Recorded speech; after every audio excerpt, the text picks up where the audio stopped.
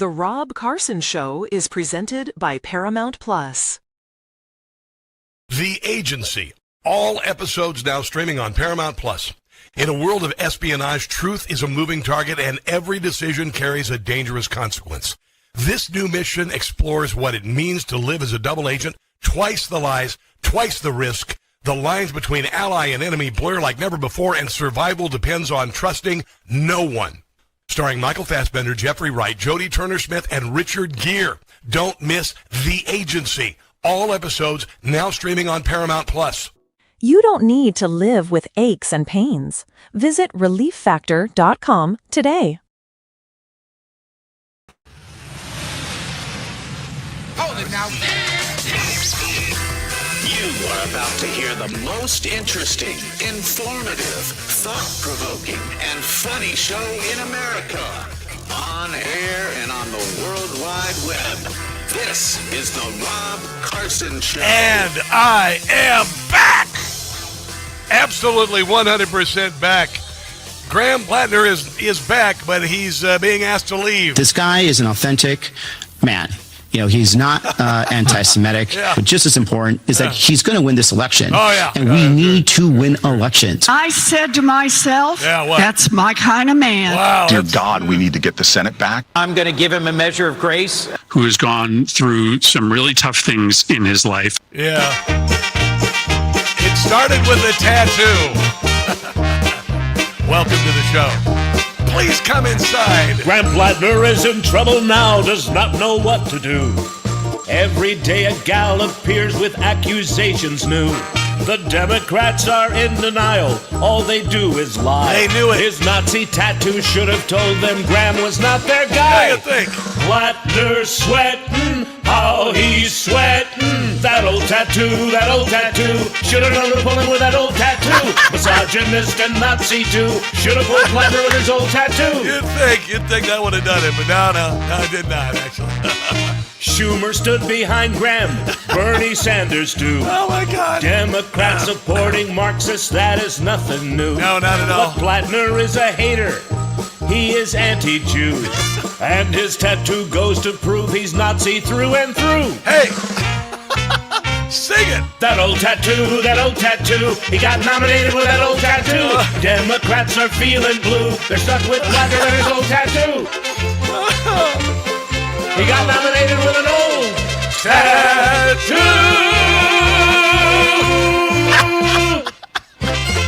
Oh, my God.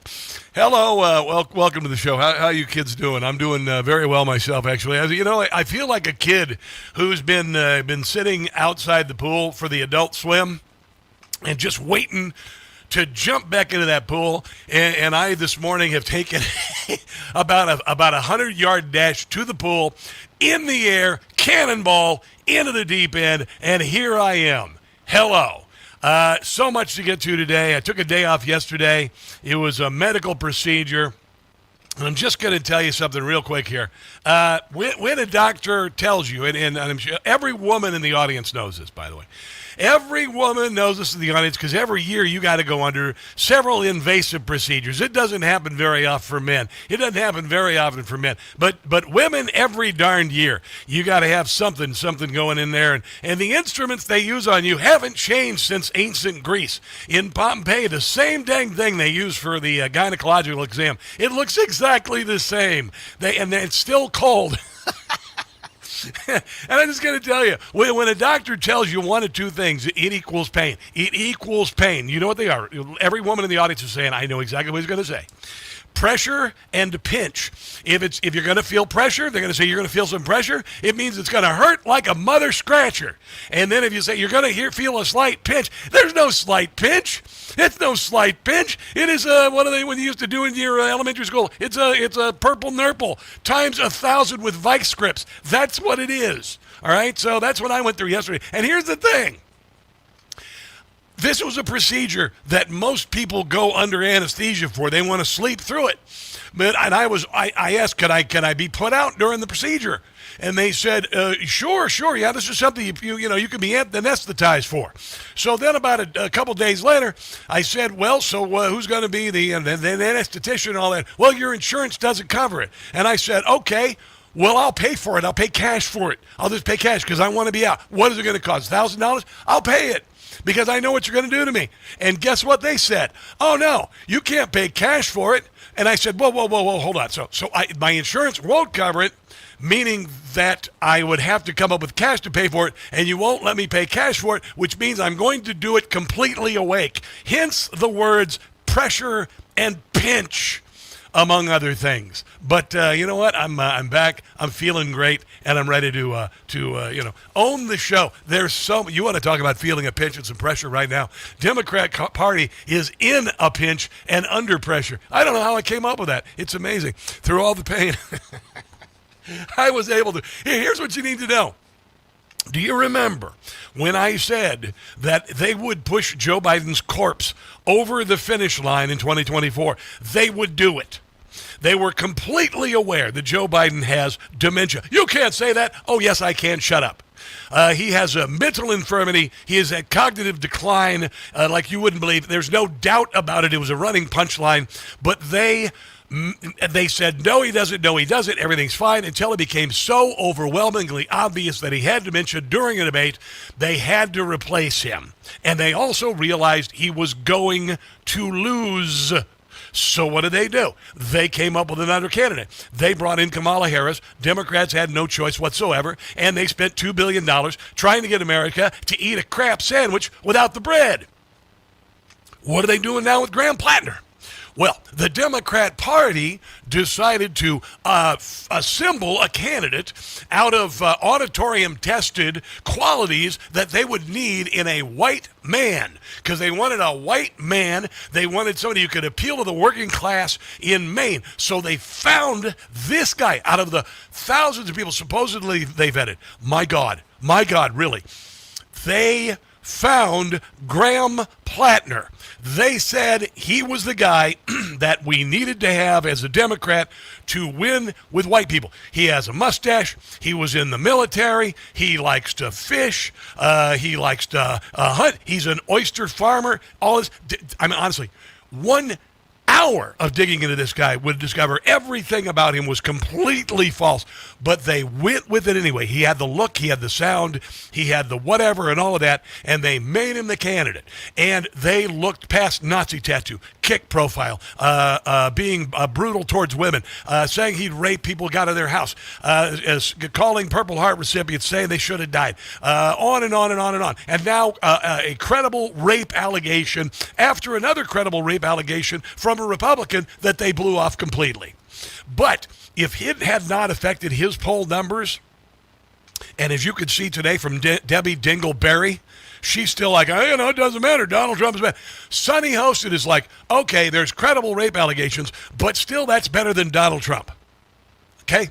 So the Democrat Party, the only reason they are pressuring Graham Platner to leave the race is because he was being beaten in the polls. He was behind by 5, 4 months out.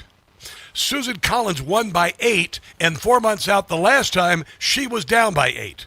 He was going to get stomped into oblivion. He was going to get beaten by 10 to 20 points. He's already being behind by 20-plus points with working-class voters. The only people he's winning with are liberal academics, Kamala voters, crazy cat ladies, and the emasculated men in their lives. You know, I've used the expression, the Democrats die like movie vampires. The left dies like movie vampires, dragging, kicking, crawling, trying to drag you into hell with them. Well, guess what? I've got another monster analogy. They created Frankenstein, and now Frankenstein is going after the people who created him, just like he went after Dr. Frankenstein. Oh, my God, what a brilliant analogy. It is so fun to watch. It is so fun to watch that everything I said about the Democrat Party descending into hell, doing a death spiral into hell, is absolutely happening right now. It's funny to watch. It's funny to watch these soulless beasts in the Democrat Party who care nothing about anyone, people in the inner cities, people who are homeless, people who are whatever. All they care about is power. All they care about is votes, no matter how fraudulent they have to be, and then enriching themselves by looting the treasury. They are an awful lot, and they have been this way for a very, very long time. And I'm going to tell you right now, good and evil exist. Evil always gets its ass kicked, okay? If that weren't the case, then Hitler's nephew would be in charge of the Germanic Empire across Europe. The Soviet Union would still be standing, among other things. And you cannot exist on this house of cards. You cannot exist with the weight of this much negative, this much evil, this much violence, this much awfulness. And just because you have a slavish media that covers it up, sooner or later, God is going to cut you down, in the words of Johnny Cash, Elvis Presley, and others. Sooner or later, God's going to cut you down, and that's what we're seeing right now. It is absolutely glorious. Here is Brandon Gill talking about the Frankenstein monster the Democrat Party created. Graham Platner didn't just come out of nowhere from Maine. Party leaders looked for a candidate that they believed would resonate with young white men. Yeah. And they found the biggest scumbag they possibly could, because that is, Graham Platner is the caricature of white men that Democrats have in their heads. Should have never put that abnormal brain in his head. And that's who they think can carry that message. I think that we're going to win. The facts are obviously on our side. And I think the vast majority of Americans outside of the liberal enclaves on the coasts find this kind of behavior and rhetoric and character absolutely repelling. It's because people like Elizabeth Warren have no idea what a real man is like, okay? There are no sane and reasonable and masculine men in America who would run for office in this Democrat Party. The same goes for black men who are turning away from the Democrat Party because they're too freaking insane.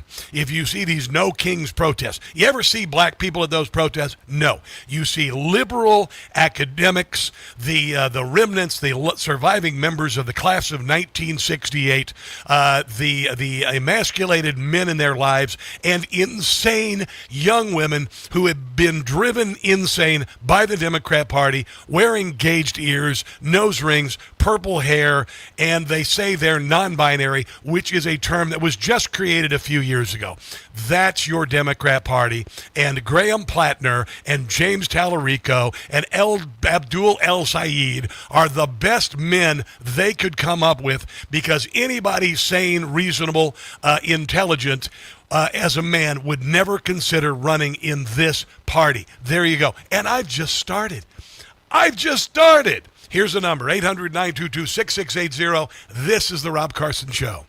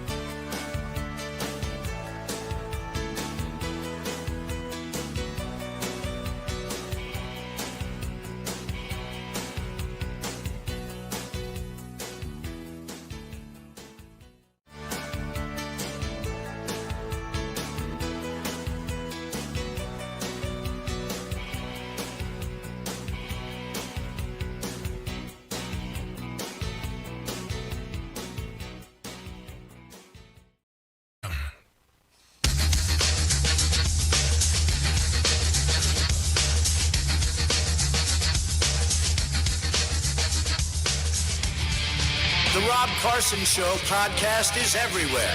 Go to Newsmax.com/listen for details. The only thing I disagree with is when she said that he hadn't been vetted. No, he had been vetted. All of the things that have been stated, it was all out in the public. And people like Ro Khanna, Bernie Sanders, Elizabeth Warren, Tim Walz, the Bulwark, Pod Save America, all these people came together to overlook it all, to explain it all, to rationalize it all. He was vetted. People knew all these things. And a whole bunch of Democrats in Maine showed up and voted for him anyway. And a bunch of donors from around the country sent him money anyway. I agree with Alyssa's question. What changed? Why are you bailing on Graham Platner now? You already signed off on Nazi tattoo, a self-described communist, somebody who's had rape fantasies, somebody who has been on a social media platform known as a playground for predators, and on and on and on and on and on. And the difference between this accuser and the previous one is simply this. She's a liberal. It's okay, I guess, for Democrats that their candidates assault. And he was losing. The latest odds, 2026 odds, Susan Collins winning is 65%, Graham Platner 35%. He was behind by as many as 5 points in recent polling. They got rid of him because he was going to lose. That's it. And they've done it again. They're doing the same thing that happened with Joe Biden, except for he's Graham Platner. They thought, ball cap, was in the military, likes to lift weights, and all of that. They thought they could put together an amalgam, just a surface amalgam of men that would cause young people, young men particularly, to vote for him. But the problem is there aren't that many stupid people, and young men are starting to wake up. Young men are starting to turn to God. Young men are turning to conservatism. It's the young women who are bat guano crazy. So, again, a major miscalculation by a party that has no freaking clue about any side, anyone outside of its bubble. And those are academics, those are leftists, those are politicians who have nothing to do with people who shop at Walmart. They have nothing to do with people who shop at Kohl's or go to Buc-ee's or, whatever, because they would have nothing to do with them. They have never been in a trailer park before, and they don't understand it. They look at those people normally as white trash, white supremacist, etc., and they thought they would just come up with some guy who looked like a hick with a bad mustache, like literally. I mean, he looks like the combination of the motorcycle cop and the S&M leather guy from the Village People. He really does. He looks like that. Except for he's fat and out of shape with a Nazi tattoo on his chest. My God, it's so wonderful to watch this. It's so wonderful. Check out this little montage. This is Eric Swallowwell, who, by the way, where did he go? Where's Eric Swalwell? He was the number one contender for governor of California. It's like he never even lived. No one has heard, no pictures, no paparazzi, no one knows where he is, has seen or heard, because the Democrat Party have ghosted him completely. But listen to this. These two scumbags, side by side in their moment when they've been discovered. A lot has been said about me today through anonymous allegations. I thought it was important that you see and hear from me directly. I wanted to directly address the troubling, serious, and false allegations. False, yeah, sure. Yeah. These allegations of sexual assault are flat false. Yeah. They're absolutely false. Sure. Any accusation of non-consensual behavior is categorically false. Because all those women I was with, they're going to make up these things. So come on the eve of an election. Their stories are going to be identical, but they're all making up simultaneously. Where I've been the frontrunner candidate for governor in California. Regardless of the inaccuracy of the reporting, but mindful of the political reality it will inflict. Yes. I do not suggest to you in any way that I'm perfect or that I'm a saint. I've been deeply humbled by the faith Mainers have put in me. I think you know who I am. And they both have idiotic facial hair. For over 20 years, I have served the public. Yes. You have welcomed me into your homes. Oh, into your dear God, I would never welcome you into my home. And certainly not my daughter's home. Places of work, into your restaurants, into your houses of worship. I also apologize to you if in any way you have doubted your support for me. Throughout it all, you never turned your back on me. This weekend, I'm going to spend time with my family and friends. There we go. We are taking the time to reflect on the best path forward. I just love it. I just love it. You've got this Jenny Rasico, who has detailed the incident, 5 years ago, where Platner was drunk, came into her apartment, and essentially raped her. That's what she is alleging. 2021 is when this happened. Let's see if I can find some audio from her, because honestly, all these women came up with the same story simultaneously. It's kind of weird how that happens. Tab here she is talking about Graham Platner. He was heavily intoxicated, had intentions with me, and wasn't listening when I said no. And you were saying, no, don't, over and over. I remember, obviously I've had to recall a lot of this. This is something that I tried for many years to forget. And so small details. There's a woman who alleged that Donald Trump sexually assaulted her in a Bergdorf Goodman dressing room. No evidence, no witnesses, didn't even know the year.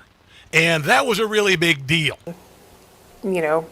Might get past me, but yes, I remember very specifically saying, I'm not into this. I remember that the most, saying that the most firmly. I remember specifically him grabbing at my chest, and I hit his hand, and I said, don't touch me. And I remember that during the altercation.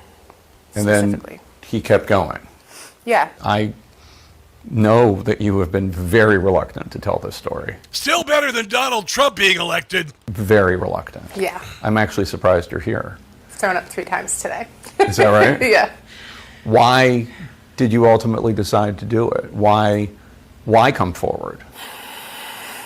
A few reasons. One of the biggest ones is that I think that there are a lot of men in this world relying on the silence of women. Yeah.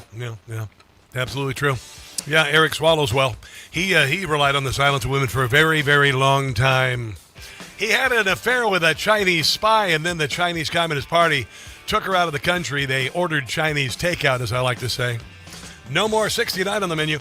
Coming up, Brigitte Gabriel is joining us to talk about Donald Trump. He's taking the gloves off with Iran. He's done. Don't go anywhere.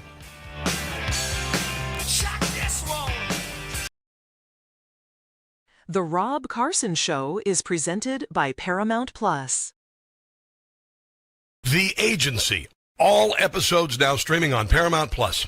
In a world of espionage, truth is a moving target, and every decision carries a dangerous consequence.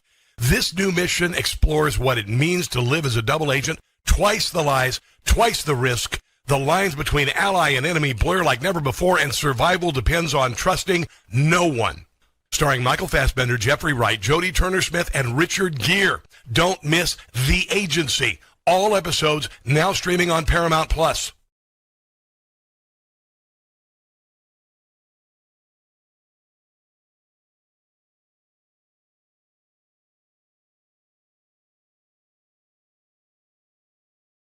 Hey guys, it's Carson for Ghost Bed. Do you really want another summer like last summer, barely sleeping because you were too hot all night? People blame summer heat for bad sleep when it really may be their mattress trapping heat. And if you already sleep hot, summer only makes it worse. That's why I switched to Ghost Bed. Helps keep you cool all night, no waking up sweaty, tossing and turning, or throwing the covers off at 2 a.m. Cooling tech is built into every mattress. It's not some expensive upgrade you have to pay extra for. Hot sleepers are some of Ghost Bed's happiest customers. Read the reviews.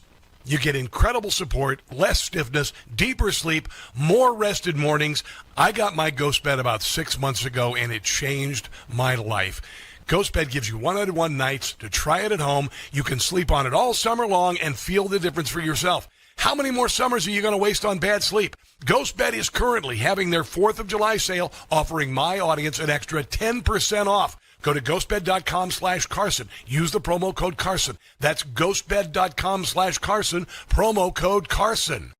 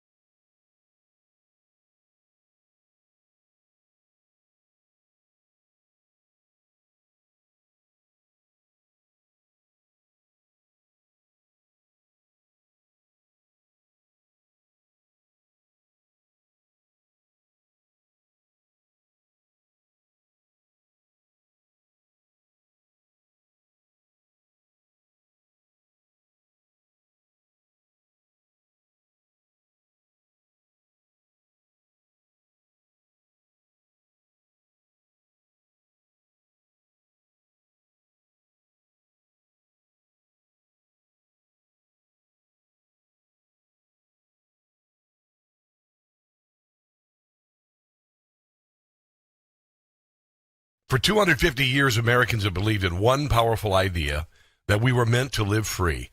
Free to work hard, free to move, free to enjoy life without being held back. But if everyday aches and pains are slowing you down, might be time to declare your independence from pain. I take Relief Factor. There's a reason why at my age I'm able to crush it at the gym and ride 30 miles on a mountain bike on Saturday mornings.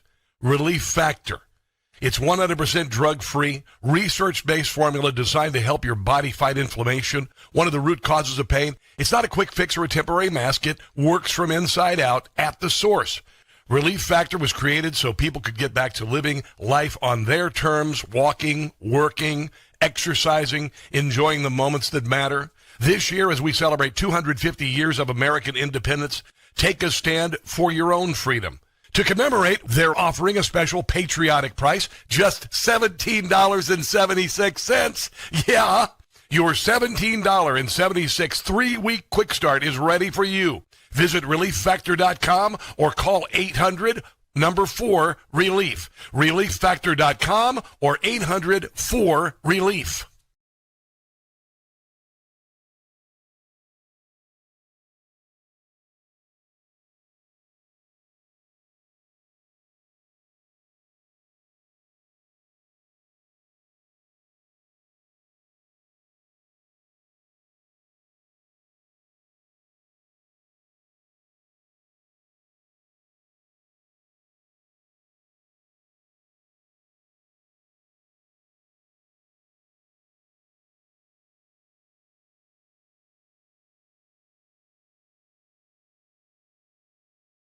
Now back to the Rob Carson Show, presented by Paramount Plus.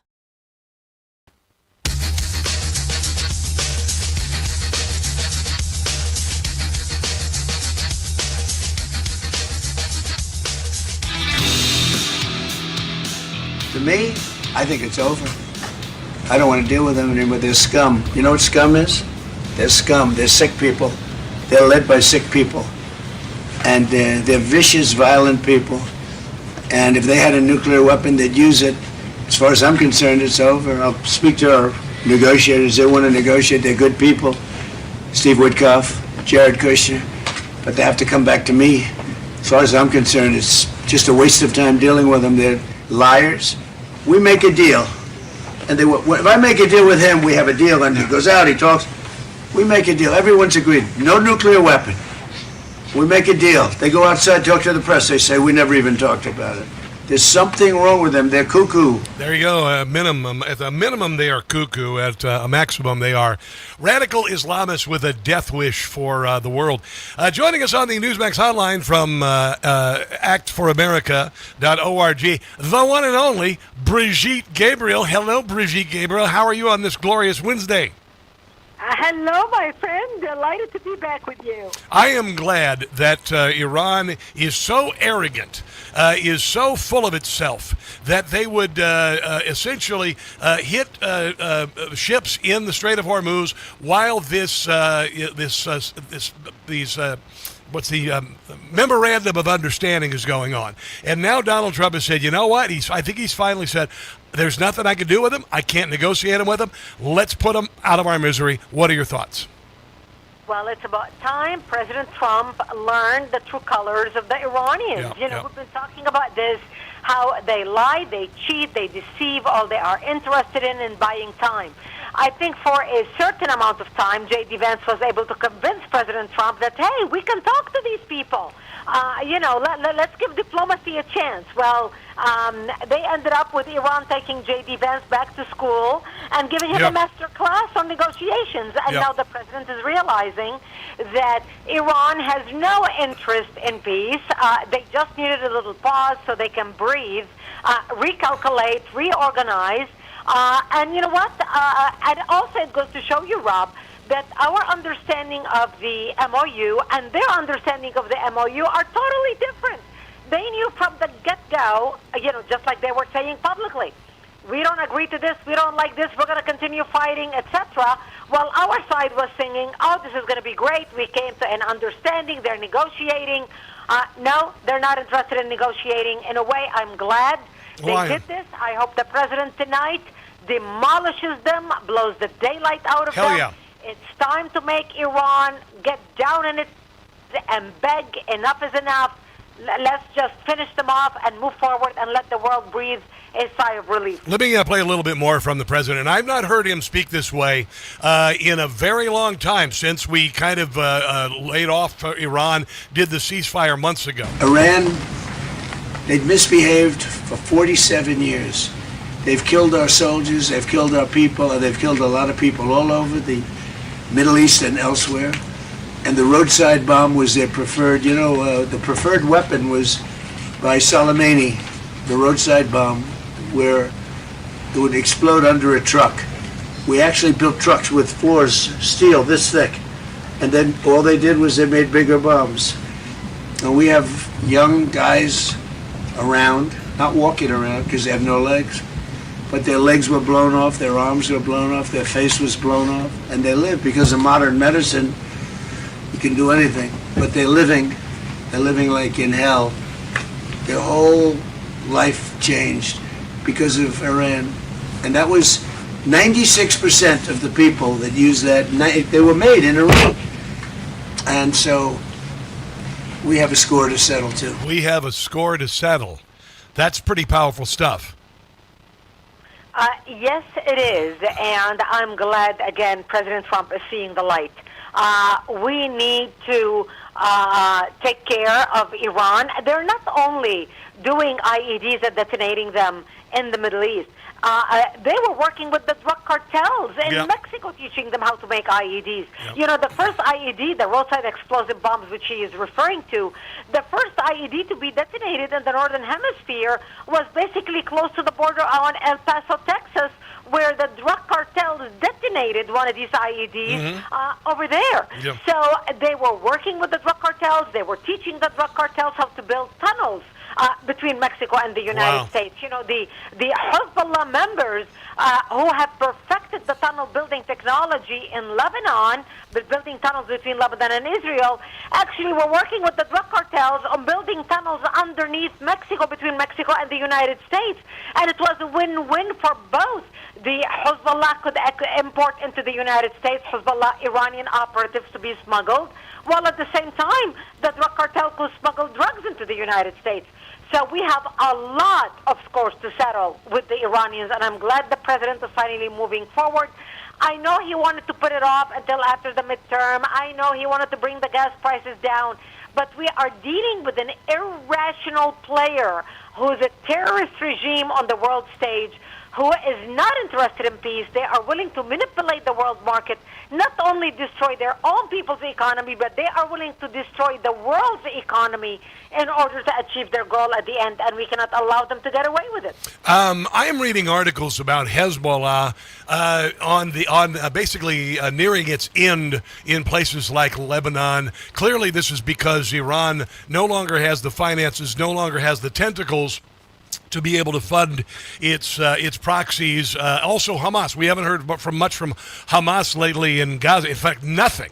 We've heard nothing from Hamas. What do you know about the diminished role of Hezbollah and Hamas and these other terror proxies? What stage do you suppose we are there right now? Well, I can tell you, I'll start with Hezbollah. And ever since we signed the MOU with Iran, Hezbollah became so empowered in Lebanon, they literally came out of their holes, they felt so protected, started threatening the Christians in Lebanon that we don't want to live with you, we want to kill you, wait until this memorandum of understanding is finally signed and the deal is done in 60 days. We no longer believe in coexisting with you. So all of a sudden the facade fell off, the fog was lifted. Yep. And Hezbollah basically started going into the Christian towns in South Lebanon, attacking the Christians, beating the Christians, attacking their cars, being totally belligerent because they felt very empowered. They thought we were able to overcome all the bombardment of Israel as well as the United States, and here's America came down crawling on its knees to sign a memo of understanding with Iran, which Lebanon became a part of that understanding, as you know, because Iran wanted Lebanon as a part of the understanding. So that was the effect of this memo of understanding on Hezbollah. This is exactly why you cannot negotiate with a terrorist regime like Iran, and because of their tentacles that extend far beyond Iran and all across the Middle East. Zebras don't change their stripes. No, and, winning war, 50% of winning is perception. Yes. And the Iranians felt empowered after this MOU. Yep. As far as Hamas, Israel's continuing attacking Hamas, Israel's continually killing Hamas members and hunting them down. But, everybody was very distracted with what's happening with Iran. Mm-hmm. That's why you didn't hear much about what's happening with Hamas. Now, listen, we've got to take a break. There's much more to talk to. I want to get your thoughts on H.R. 9567 about Sharia law. I know that you're big involved in that. Also, your thoughts on Trump working with Turkey and Zohran Mamdani, his speech on July 4th. I'd like to cover those things on the other side of the break, if you wouldn't mind. Glorious Brigitte Gabriel. Let's take a break and come back. This is The Rob Carson Show.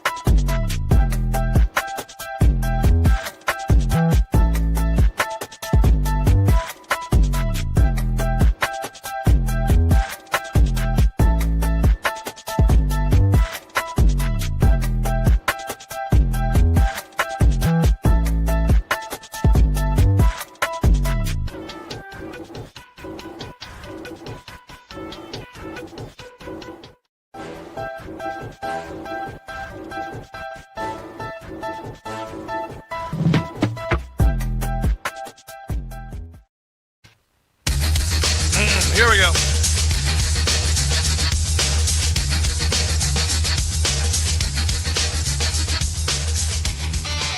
And so based on the recommendations of Florida's domestic security professionals and the authority, the newly established authority in law, my office and the cabinet are poised to officially designate the first slew of terrorist organizations under the new law. That'll be a reaffirmation of my prior executive order for the Muslim Brotherhood and the Council of American Islamic Relations. We will also be adding and ratifying Antifa as a domestic terrorist organization, as well as a number of groups that are affiliated with drug cartels or themselves. That is Ron DeSantis in Florida doing what all American governors should do, making like the Council on America, the CARE, by the way, which has been a giant scam, like some sort of organization that represents peaceful followers of Islam. What a joke. Isn't that good news to hear from the state of Florida, Brigitte Gabriel? Oh, it's great news, and we worked with Governor DeSantis for years when he was in Congress. You know, my organization, Act for America, he spoke at my national conference every single year while he was in Congress. So I know Ron DeSantis knows exactly what the Council for American Islamic Relations, CARE, is all about, their lies, their deception, their terror links, their operation, and I'm so glad he finally designated them as a terrorist organization. I love it. And actually now we have a campaign on our website, actforamerica.org, urging all other governors in all other states to follow suit of Texas and Florida and designate the Muslim Brotherhood and CARE as terrorist organizations. I love it. I love it because they have for too long been acting like some sort of benevolent organization. And just like the Southern Poverty Law Center, it's being shown that they are nefarious and have evil intentions. Let's talk a little bit. I saw you talking the other day about H.R. 9567, getting rid of Sharia courts and Sharia law in America. Tell us how that's going. That's going great. We finally have a bill in Congress that was introduced on Wednesday, right before 4th of July. Well, as you know, some people may ask, why do we need such a bill introduced in Congress? The Preservation of our Constitution Act of 2026, preserving our Constitution. And people may think, why do we need to preserve our Constitution? I mean, Constitution is the law of the land. Correct, it is the law of the land. But with the rise of Muslim migration into the United States, we are now seeing Sharia courts pop up all over the United States, just like what's happening in Europe. We have documented in America 150 cases judged under Sharia law instead of the Constitution of the United States in 23 states. And that is concerning because we do not want to go down the path of Europe. And so we finally introduced a bill in Congress which is modeled after the state bill we introduced called the American Laws for American Courts, which Act for America passed in 13 states across the United States, the latest being Texas. And so now we have a federal bill. But here's where we need your help. All of you listening to us right now, we need you to contact your members of Congress and tell them to support that bill. You can go to actforamerica.org, actforamerica.org. You'll see the bill on our banner on the front of our website. Click on Act Now. We'll enter your information. We'll connect you with your elected official. We'll tell you what the bill is all about. You can send them an email. You can call them. We give you their phone number, your elected officials, even with a script that you can read off the computer screen while you are calling them. We make it so easy for you to take action. They need to hear from you. You are their constituent. We need to bombard them to either sponsor, co-sponsor, or vote yes on that bill.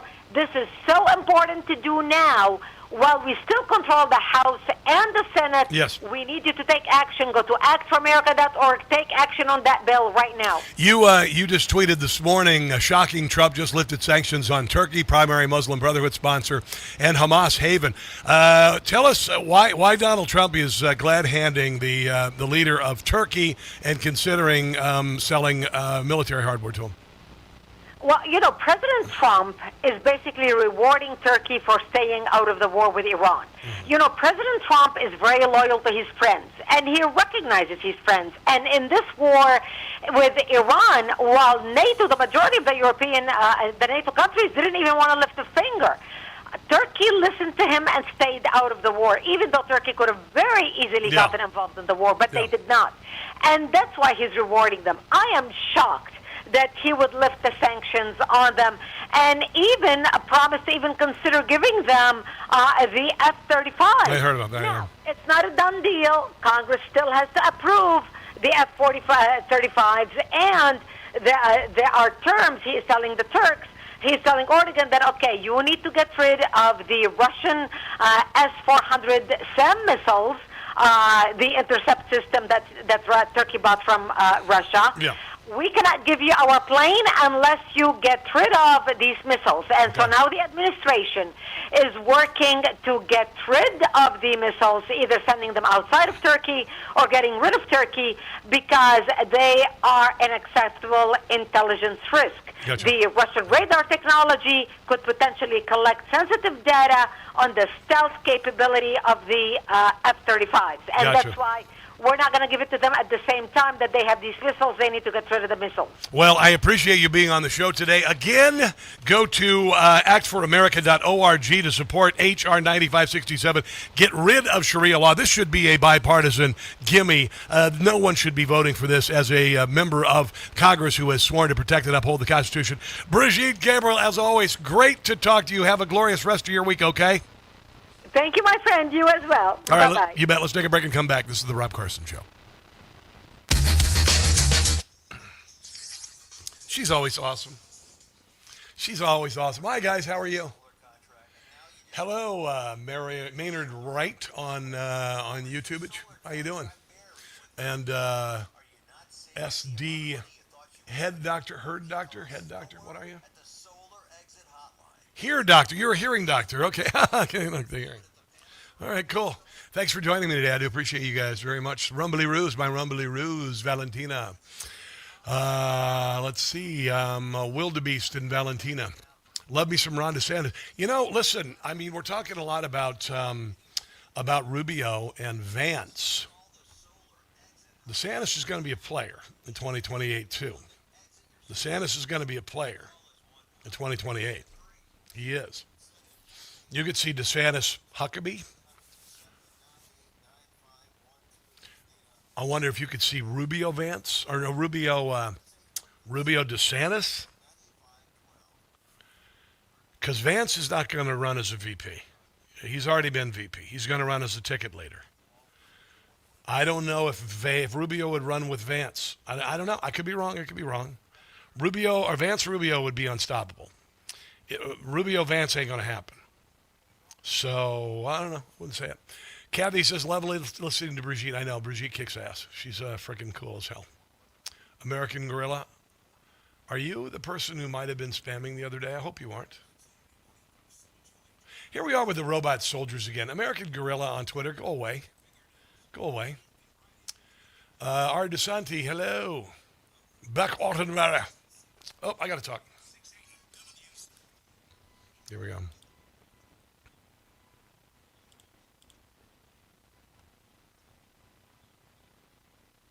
Hold on.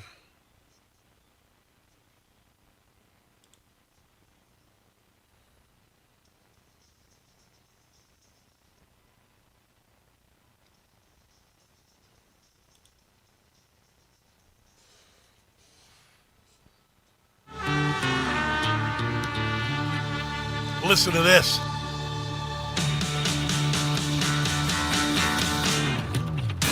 Oh. I love that. A little slap bass. The art of the bass guitar is not going anywhere. Absolutely not. I hear a lot of it in modern music. A lot of bass is a big player in viral videos. A lot of great bassists out there. It's all about that bass. No treble. There you go. Hey, you know, Simone Sanders, you better sit down for this. Simone Sanders said something that was intelligent and reasonable. Listen to this. She's talking about the recruitment of Graham Platner. He's not an evergreen, he's an AstroTurf candidate that the Democrat Party created. I just want to throw this fact on the table and then y'all take it. But the folks who, Graham Platner was recruited. And he was not recruited by the Democratic Party. He was recruited by two folks, Leanne and Dan. Okay. No, he was recruited by the Democrat Party. Okay. Thank you. Who used to work for Senator Sanders in 2020, and they have gone around the country recruiting candidates to run for offices, and unlikely candidates, as you noted. Yeah, you want to hear who those people are? These two creeps. Listen to this guy. I played him last week. He's a creep supreme. How did you find Graham Platner? Well, so, I mean, we went through thousands and thousands of prospects. Then, Leanne pulled up this video. What'd I tell you? Crazy cat ladies and the emasculated men in their lives. This guy with an oyster farm.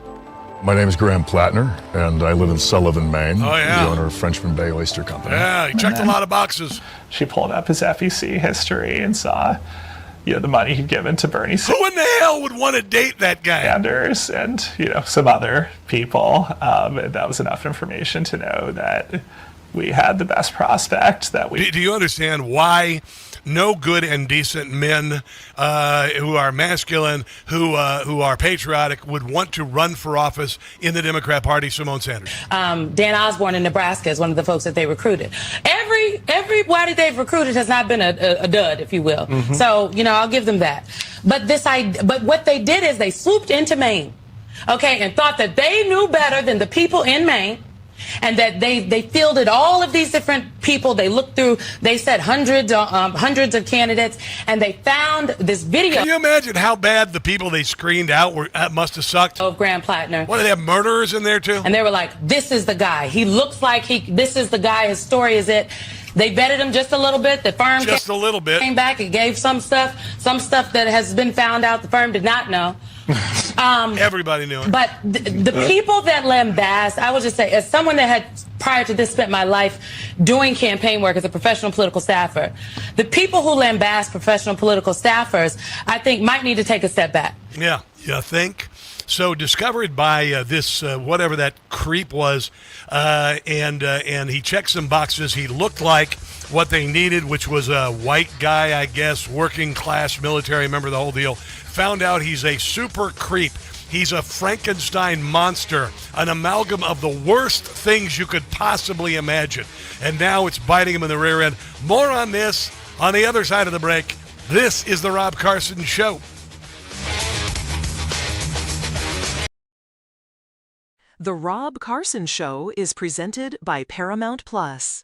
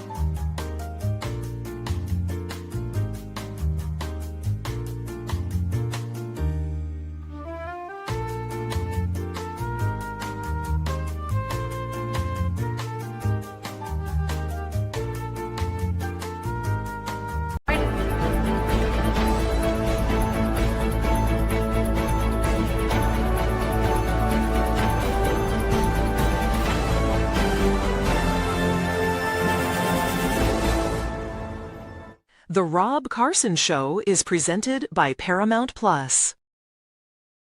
The Agency. All episodes now streaming on Paramount Plus. In a world of espionage, truth is a moving target and every decision carries a dangerous consequence. This new mission explores what it means to live as a double agent, twice the lies, twice the risk. The lines between ally and enemy blur like never before, and survival depends on trusting no one. Starring Michael Fassbender, Jeffrey Wright, Jodie Turner-Smith, and Richard Gere. Don't miss The Agency. All episodes now streaming on Paramount Plus. You don't need to live with aches and pains. Visit ReliefFactor.com today.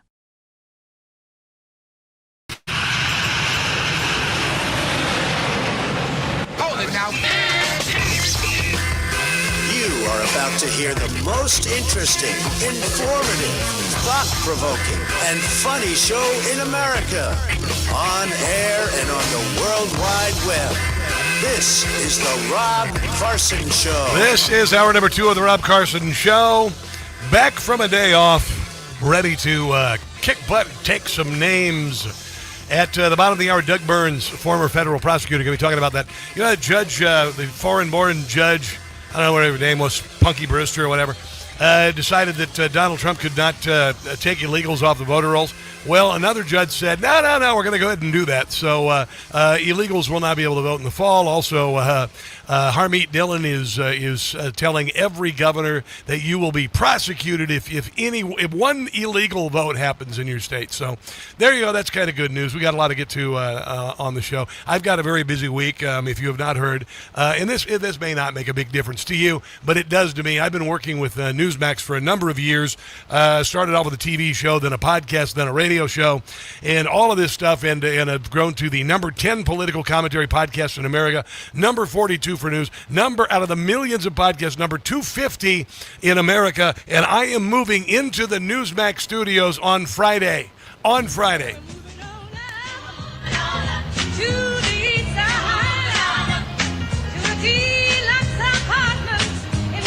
This has always been my favorite TV show theme song. To the east side, we finally got a piece of the pie. Fish don't fry in the kitchen, beans don't burn on the grill. Took a whole lot of trying just to get up that hill. Now we're up in the big leagues, taking our turn at bat. As long as we live, it's you and me, baby, and there ain't nothing wrong with that. Yeah, baby, I'm moving to D.C. I'm moving into downtown D.C., and we're going to be there. And then I can't tell you the details, but there's another facility involved. Okay, I'm just going to tell you that right now. But I have been invited to come and work in the Newsmax building. I am thrilled. I've known many people in this organization. I've done my show in New York City at their studio. I've done my show in their studio in lovely South Florida. And now, after moving to Washington, D.C., going on a year ago, they have decided to move me into their building. And this is very exciting to me because of all the time you've been listening to me, I want you to know this. Of all the time you've been listening to me, I've been doing it in a box by myself, okay, for 6 years in a spare bedroom in my home that I made into a broadcast studio, and then moved to the Alexandria, Virginia, where I have a studio thanks to a wonderful man named Mark Giuliani. But I'm in a box right now, and I have lights on me, and the room is dark, okay? That's it. And now I'm going to be able to work with the professionals at Newsmax Broadcasting, and I could not be more thrilled. I really could not be more thrilled. It's remarkable. President of the United States is done with Iran. We're trying to rebuild their radar, and they had about 60% built. Now they have to start all over again. Look, we're not attacking at the highest level. The highest level are the bridges, which we can knock down. I would say in one day we knock down every single bridge in Iran. There's not a thing they can do about it. Their electric manufacturing facilities, right? Their electric plants where they make their electricity there. We will, if we have to, we'll take them out. I don't want to do that, but if we have to, we'll take them out. Man, you know what? You make your bed, you lay in it. That's it. That's it, essentially. And I actually am glad, because I've said from the very beginning that every last remnant of the Ayatollah and the IRGC needs to go bye-bye. So there you go. And I hope that they clean their clocks. It's sad for the Iranian people. They're going to have to pick up the pieces, but hopefully they will pick up the pieces, and there will be a free Iran. That's what I've been praying for 47 years, by the way. 47 years. You know, I've got some good news today, actually, and with that, I need to play your favorite jingle. We love to win. Winning, winning, so much winning. It's lots of winning. Lots of winning, lots of winning, lots of winning, lots of winning, lots of winning. It's oh so good. Now, this is near and dear to me, because before Newsmax hired me, I had to sell cars for a few years. And I sold the Toyota brand for a car company called Hendrick Toyota. Great company, by the way, a great company. And Toyotas, they have a truck called the Tacoma. It's the most popular selling pickup truck other than the F-150, which is a Ford product. But the Tacoma is a great truck. We call them tacos, by the way. They call them tacos. And Toyota moved their production of Tacomas into Mexico while leaving the Tundra production in Texas. And there's I'll just probably give you more information you ever wanted. There's a truck the Tundra, it's a version of called the 1794. And the reason it is because there was a ranch in Texas that was founded in 1794, and the plant is on the land where that ranch used to be. So that's where they make the Tundra in Tejas, and now they're moving. Toyota bringing production of the Taco back from Mexico will create thousands of new American jobs. Toyota Motor on Monday announced it was unveiling a $3.6 billion move. Production of the Tacoma midsize pickup from a plant in Mexico to San Antone, ladies and gentlemen. It will eventually create 2,000 jobs. I'd love to have a Tacoma TRD. Oh my God, it would be so glorious. The TRD is a Toyota Racing Development is what it is. It's Toyota Racing Development. That's what the TRD is. A lot of people will take the TRD badging and put it on another Toyota, but you're not fooling anyone. You're not fooling people who know Toyotas by putting a TRD badge on that Camry. It's not working. Apple is going to invest $30 billion in U.S. chip manufacturing. And for you Democrats, no, it's not nacho chips, it's not potato chips, it's not that stuff that you want SNAP benefits to cover. It is not. These are chips that you use in computers and stuff. Apple is going to invest $30 billion in U.S. chip manufacturing. There you go. The investment in partnership with Broadcom set to produce 15 billion chips, creating hundreds of U.S. jobs. Broadcom's facility in Fort Collins, Colorado, is expanding its capabilities to produce the chips. There you go. Another great bit of news from the United States. This is kind of an interesting story. Did you hear about this guy? It's got viral. There's this incline tram operator in Tennessee.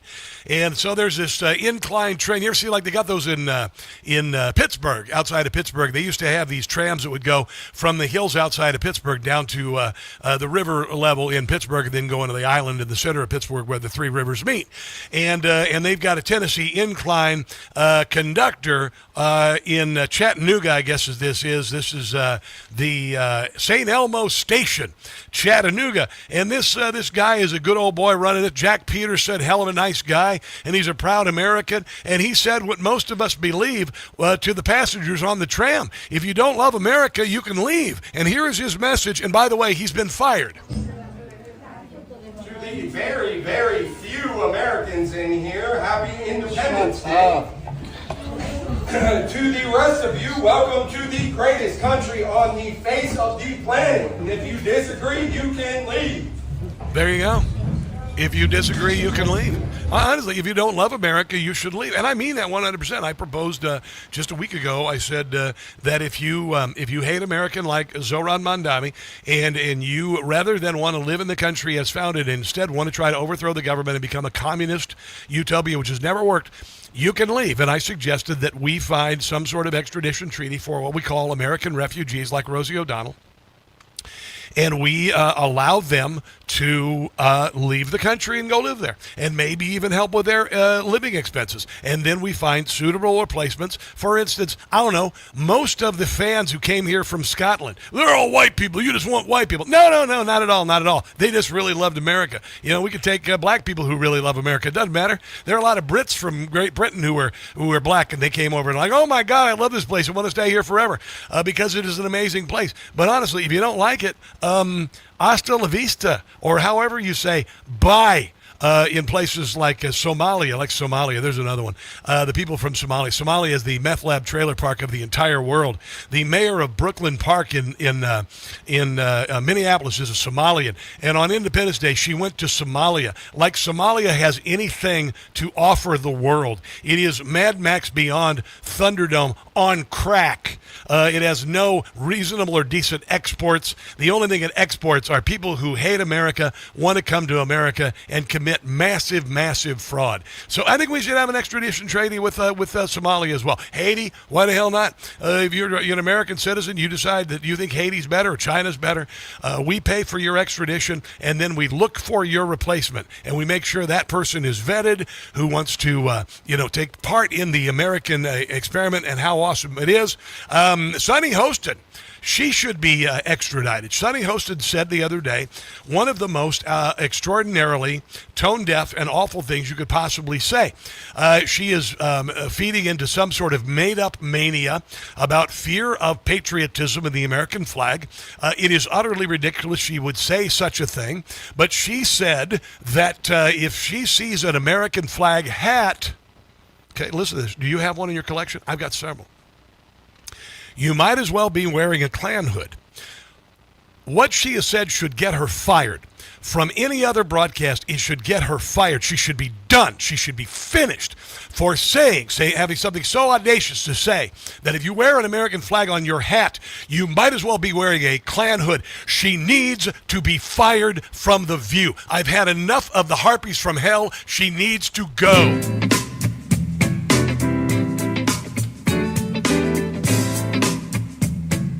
When I walk into a community and I see American flags all over the community and I suddenly feel unsafe. Sonny Hostin, how I hate the way she gripes. You ought to go. Just go. Sonny says she is afraid of the stars and stripes. Jim Gossett. She says that the flag makes her tense. Sure. This woman has 0 sense. It's open and shut. She's a nut. Yeah. And with an American flag on that cap, you might as well have a hood on. Sonny. Ridiculous. Un-American would best describe. Come to flyover country. Come on. Sonny. And her misguided diatribe. This is sweet right here. Sonny, we've had enough of you. That's why we won't watch The View. Yeah. Our flag she doesn't like. Take a hike. She needs to be fired. I mean, honestly, she needs to be fired for that. It's an assault on all of us to say that, 75, 80% of Americans, well, no, maybe not that many because of Democrats, you're wearing a Klan hood if you wear the flag is a fireable offense. 100%. ABC, you better get on it. Let's take a break and come back. This is The Rob Carson Show.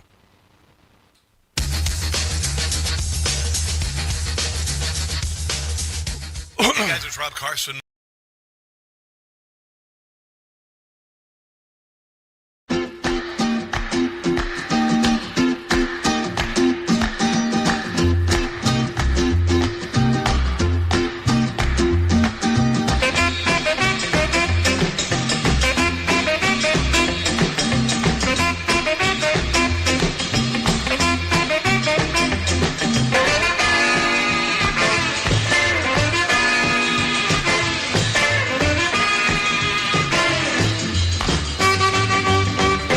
Deported.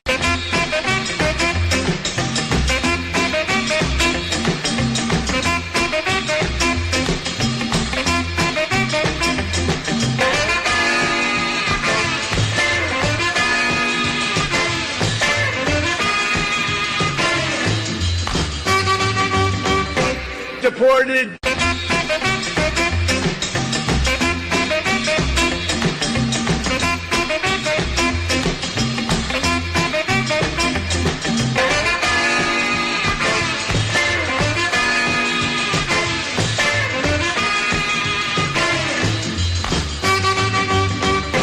Deported.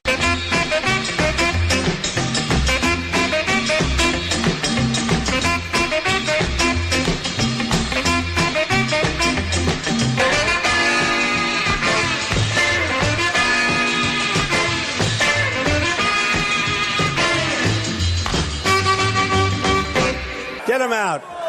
Ready? Are you ready? Get them out of here. Get them out of here. Get the hell out of here.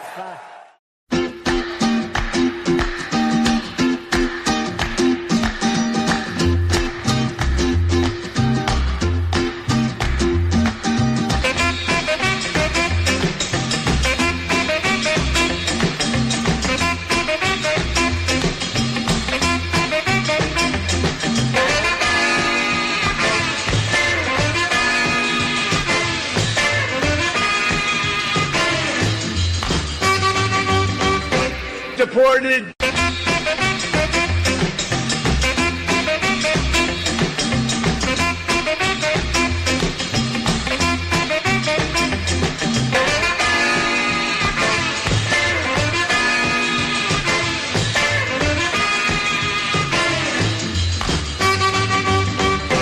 Deported.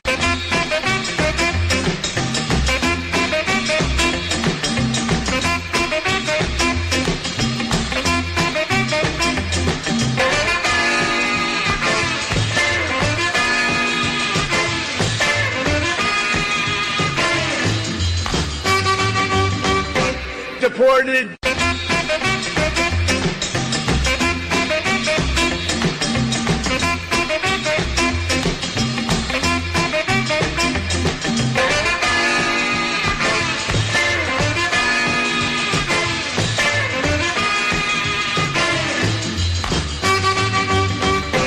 Get them out. Ready? Are you ready? Get them out of here. Get them out of here. Get the hell out of here.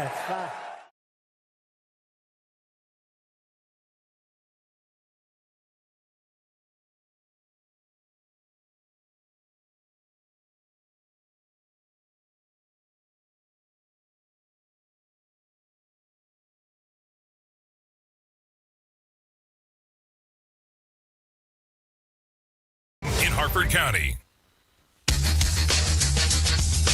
Keep up. Again.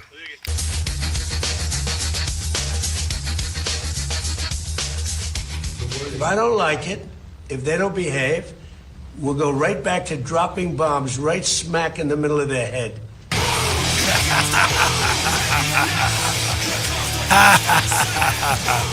The boom is here, baby. Donald Trump has said, hey, we're done with this nonsense. We've had enough. U.S. launches airstrikes more than 80 targets in Iran as punishment for Tehran's unwarranted attacks on ships Strait of Hormuz. U.S. has also revoked Iran's oil waiver, so they can't sell any oil either. And I think Donald Trump has said, JD, I want you to sit down for a second. Learn a little bit more. I said, if you're going to be the vice president, you're going to have to go to Trump University for 4 years. Right now, you're still in your sophomore year. So y'all better sit down, and we're gonna go ahead and handle this for a while. And I really do hope they bomb the snot out of them. And I hope that the IRCG, every one of them are vaporized because they cannot be allowed to have one seed remaining. They will grow back. And I want to see the Iranian people, the Persian people, free. We would not be celebrating America 250 if it wasn't for a strong foundation set by the framers. Hamilton, of course, built America's financial foundation on the principle of sound, stable money. We don't have that now.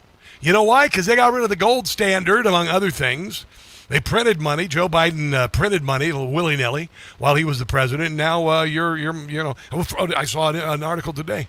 Housing costs, because of Joe Biden, up 30% to buy a house. At least, by the way. I think it's more than that. So your money doesn't buy as much as it used to. What is the foundation of your savings? Is it something that can be shaken, disrupted, or devalued, or do you have gold as a part of it? I got gold as a part of mine. Birch Gold, thank you very much. Got to know Birch Gold, the longest running sponsor in America for Birch Gold, right here. You know why? Because you guys trust me. You know why? Because I have my money in Birch Gold. I just put it in about a year ago. Took the 401k I had from selling Toyotas, and I said, let it ride, baby. Let's make it. Let's make it into gold. And then I'm going to let it sit there and I'll let it grow like a little seed of gold, a little golden seed. And we'll take it from there. A+ rating from the BBB, countless 5-star reviews. Let Birch Gold build your foundation on gold. Text my name, Rob, to the number 989898. Rob to 989898. For Birch Gold, here is the woman who's accusing Graham Platner of rape. There are going to be Democrats who say, I believe you, but I don't care. I want you to listen carefully to this, because this is, I think, one of the most shocking things you could possibly hear. That a woman, even if a Democrat believed that you were raped by Graham Platner, they would say, we don't care. Yeah. I'm going to vote for him anyway, because we need a progressive voice in the United States Senate. Are you going to be okay with that? Are you going to be able to handle that? I'm not saying it's the right answer or the right response, but No, I have friends who feel that way, and that's been a hard pill to swallow. And I guess I need to not ask potentially. Your friends. I lost all of my friends in Maryland, all of my liberal friends, when I became a conservative talk show host and Trump supporter. Can you imagine your friend saying, I don't care if he were raped by him and I know you, I'm going to vote for him anyway? Maybe I need to not ask in order to not care what they do. I understand. No, that the state you shouldn't. of our political environment is so much so that we need a lot of change. And he's offering that change. And, you know, I'm not mad at anyone who has voted for him all along. That is a 41-year-old Jenny Rasico, who claims that he raped her when he was blackout drunk. Here's another woman, Lindsay Fifield. She's a conservative, and she talked to the New York Times months ago, and nobody chose to believe her. He was known for being very rough with people. I mean, like, he apologized sober the next day on many of these occasions. So With you? With me. And so when he, like, yes, I know there were times when he was blackout drunk that he would say, oh, I don't remember that. But then days later, he would come back and details would slip out. And he'd say, well, that was before or something. And I'd catch him in a lie. And it would be like, wait, so you do remember, you weren't blackout drunk. But on rare occasions when he'd be, you know, the next day. From someone who used to be an alcoholic, I don't consider myself an alcoholic. I just quit drinking. Sorry, I know everybody hates to hear that. I don't like to say, I'm Rob Carson, I'm alcoholic, before everything I say. I don't play that game. I just stopped drinking. Very apologetic, very contrite. But he acts like a severe alcoholic. Not, oh, I don't remember doing that, but I'm sorry if I did that. It was...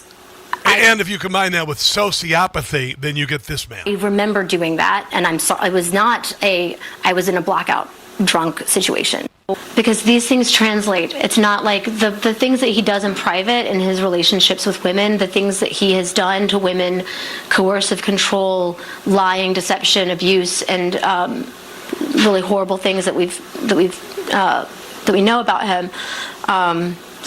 We know that you can't be that way in private. Meanwhile, a woman who's bat guano crazy, who appeared to take a storyline from television, claimed that Donald Trump sexually assaulted her in a Bergdorf Goodman dressing room 30 years ago. They changed New York law so she could go after the president.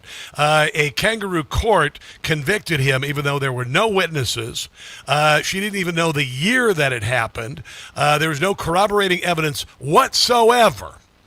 And the Democrat Party claims that Donald Trump is somehow a rapist. It would be laughable if it weren't so absolutely ridiculous. The Democrat Party, as I've been saying the last couple of weeks, would vote for Satan if they thought he could win.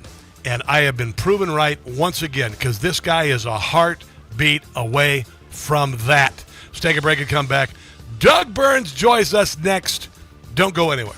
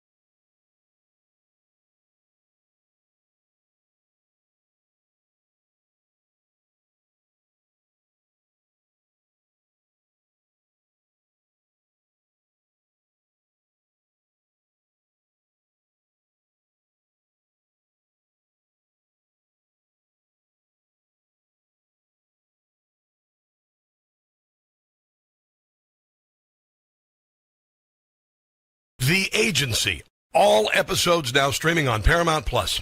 In a world of espionage, truth is a moving target, and every decision carries a dangerous consequence. This new mission explores what it means to live as a double agent. Twice the lies, twice the risk. The lines between ally and enemy blur like never before, and survival depends on trusting no one. Starring Michael Fassbender, Jeffrey Wright, Jodie Turner-Smith, and Richard Gere. Don't miss The Agency. All episodes now streaming on Paramount Plus. Hey guys, it's Carson for Relief Factor. Life, liberty, and the pursuit of happiness. Those words weren't written for history books. They were written for you. But it's hard to pursue happiness when pain is a part of your everyday life.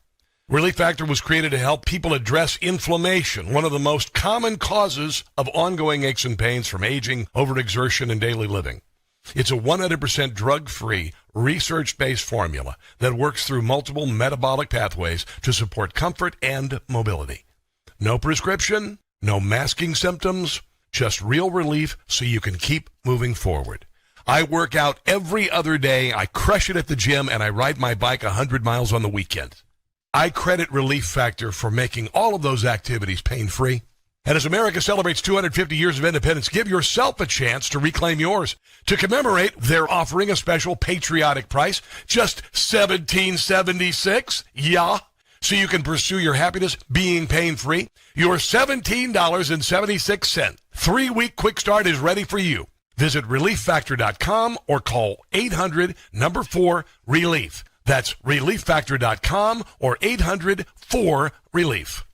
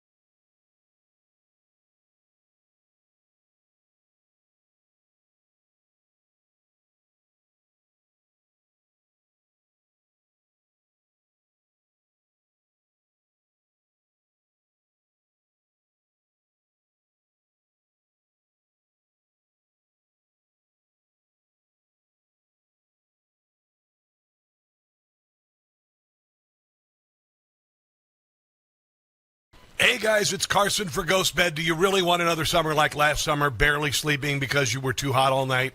People blame summer heat for bad sleep when it really may be their mattress trapping heat. And if you already sleep hot, summer only makes it worse. That's why I switched to Ghost Bed. Helps keep you cool all night, no waking up sweaty, tossing and turning, or throwing the covers off at 2 a.m. Cooling tech is built into every mattress. It's not some expensive upgrade you have to pay extra for. Hot sleepers are some of Ghost Bed's happiest customers. Read the reviews. You get incredible support, less stiffness, deeper sleep, more rested mornings. I got my Ghost Bed about 6 months ago, and it changed my life. Ghost Bed gives you 101 nights to try it at home. You can sleep on it all summer long and feel the difference for yourself. How many more summers are you going to waste on bad sleep? Ghost Bed is currently having their 4th of July sale, offering my audience an extra 10% off. Go to ghostbed.com/Carson. Use the promo code Carson. That's ghostbed.com/Carson, promo code Carson. And, you know, there are days that I have Doug Burns on the phone, and I'm like, I kind of pray for a slow news day. Thus far, in the many years that I've had Doug Burns on the show, never had one of those. Today is no exception. Doug Burns, how are you, my friend? Very good, Rob. Oh my God, so much to talk. Let me start with Graham Platner, okay? I know that I want to talk about this judge smashing the critical voter system ruling by the corrupt liberal judge, but Graham Platner, you've got these women coming forward, and clearly they've come about during a political campaign, presumably to dislodge that political campaign. But when you're hearing these stories, do you suppose that there are any prosecutors going, maybe we ought to pursue going after this guy? Yeah, I mean, first of all, this is the perfect example of why I always talk about, jurors and juries. I'm serious, because the point is they are not fooling anybody with two things. The first thing is, they believe women who claim that they were abused when it's in one political direction, Yes. and then all of a Yes. sudden they don't believe them in the other direction. And every single juror I've ever been involved with in 40 years is going to say, Mr. Burns, that's just totally ridiculous, and we completely and totally rejected that. The next one is all this stuff about twisting themselves into pretzels to defend this guy. I know. Up and down. He's got the tattoo on his chest. You know, he's got all these scandals and misbehavior. Then all of a sudden they turn on a dime the minute they realize that he's not going to win. Yes! Boom. Boom. 100%. I saw that her odds have gone up for winning to 65%. She's ahead by 5 points in the polls. Republicans are never ahead in the polls, which means that I think he was headed for a 20-point loss, to be quite honest. No question about it. Yeah. And again, it is just amazing how they'll just throw the guy to the curb like you put out the trash the minute they realize he can't win. And the rationalizing is hilarious because no less recently than this morning, I saw a clip from, The View, what else, and I forget which one of them. Sonny Hostin. Sonny Hostin. Yeah, Sonny Hostin, who's a lawyer, if I'm not mistaken. Oh, yeah. And she turns around and she says, yeah, the guy, I'm paraphrasing, the guy may be terrible and horrible, but we need that seat. I swear to God, I said that when Joe Biden was running, when it was obvious to everybody before the debate that he obviously had a severe mental decline and he's corrupt as hell, I said they would push his corpse across the finish line and cover up for it. It would be Weekend at Bernie's.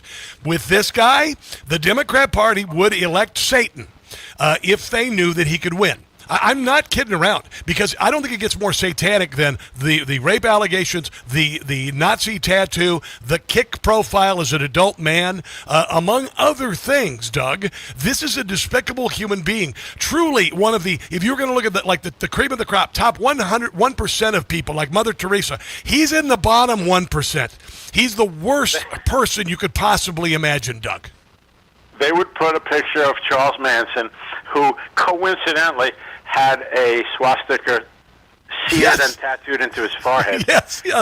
And they'd just put him up, and they'd say, we need this seat.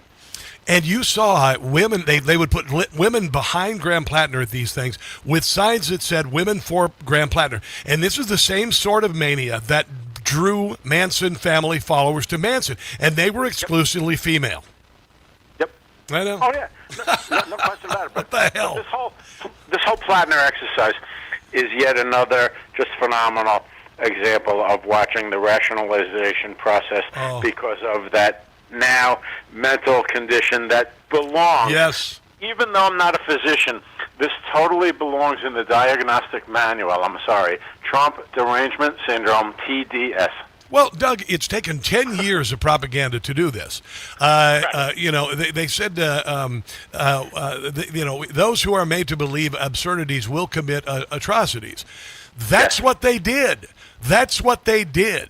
And it took 10 years to get there. Donald Trump was the incarnate of Satan. Joe Biden went for no good reason in front of Independence Hall and said that Donald Trump was a threat. He was a MAGA fascist. We are all enemies. They are all MAGA supporters, all enemies of democracy. It took 10 years of that to make people believe that Donald Trump was Satan incarnate. And it's interesting because to this day, I often wonder what is the real answer to the question, why do they hate this guy so much? And the reality is it's a fake hatred. It's a phony, artificial hatred, because the reality is that he had the audacity to come in as a Republican and shatter the myth that, working class values that only aligns with Democrats, and he just stepped all over that. Well, look what they did with Elon Musk. Elon Musk a year and a half ago was a Nazi. Well, he's not now. He isn't now. What the hell happened? He was a Nazi a year ago. Yesterday, Sonny Hostin, the most offensive thing I've ever heard that awful, wretched woman say is that when she sees an American flag hat, it might as well be a KKK hood. That is mania. That should be a fireable offense. That's absurd. But the point is, on Musk, what's so interesting, one of the subcategories of Trump derangement syndrome is that the minute someone is no longer affiliated with them, then the person is in a whole different status. Of course, and it is a mania. It is a mental issue. Okay, so let's move on to this. On June 22nd, 2026, Judge Sparkle Sukhanan issued a 75-foot ruling blocking the Trump administration's common sense updates to the SAVE database, meaning getting illegals off of voter rolls, and another federal judge shredded it. What do you know about it? I want to hear your take. Well, I said it once, I said it 100 times. I mean, with the Republicans having gotten the White House, the Senate, and the House, the courts went into this just absurd charade, and that is that district court. It's no coincidence, Rob, that they went with this nationwide injunction thing. A district court is supposed to be limited in their jurisdiction to the district that they sit in. As a general proposition, there are some exceptions, obviously, when there are class actions, and a scope of national plaintiffs. But here, time and time again, over and over and over, you have individual district judges like this individual, trying to affect policy. Yes. That's not their lane. That's not where they should be. And the reality is they do get slapped down, as happened in this particular case, by the appellate courts. And not to be corny, the appeals courts and the Supreme Court of the United States have been very, very good in invalidating a lot of these rogue judges. Well, this went quick, though, Doug. This got smacked down in a hurry. Yeah, really quick. and it's a very good thing, because the other thing is, with these injunctions and stuff, it's also more of a scam than people realize, because the point is, as a practical matter, it can invalidate a policy just long enough, you follow me, because litigation takes time. Yes. So it really is disgraceful, but it's all coming out good. I mean, look back real quick to lawfare. They looked in the cameras. He's been indicted now for the 4th time. I had a great time pointing out that neither Al Capone nor John Gotti were indicted 4 times. Yes. And it flew up in their faces. Yes, it did. Well, they're based on nothing. And sooner or later, Doug, karma comes back and bites you in the ass. We got some more stuff. Karma is, what's the quote? I think it's karma is a Nancy Pelosi. I think that's what it is. Speaking of Nancy Pelosi, what do you think about what happened with Paul? her hubby? We'll cover that on the other side of the break. Does that sound good? Sounds good. Let's take a break and come back. This is the Rob Carson Show.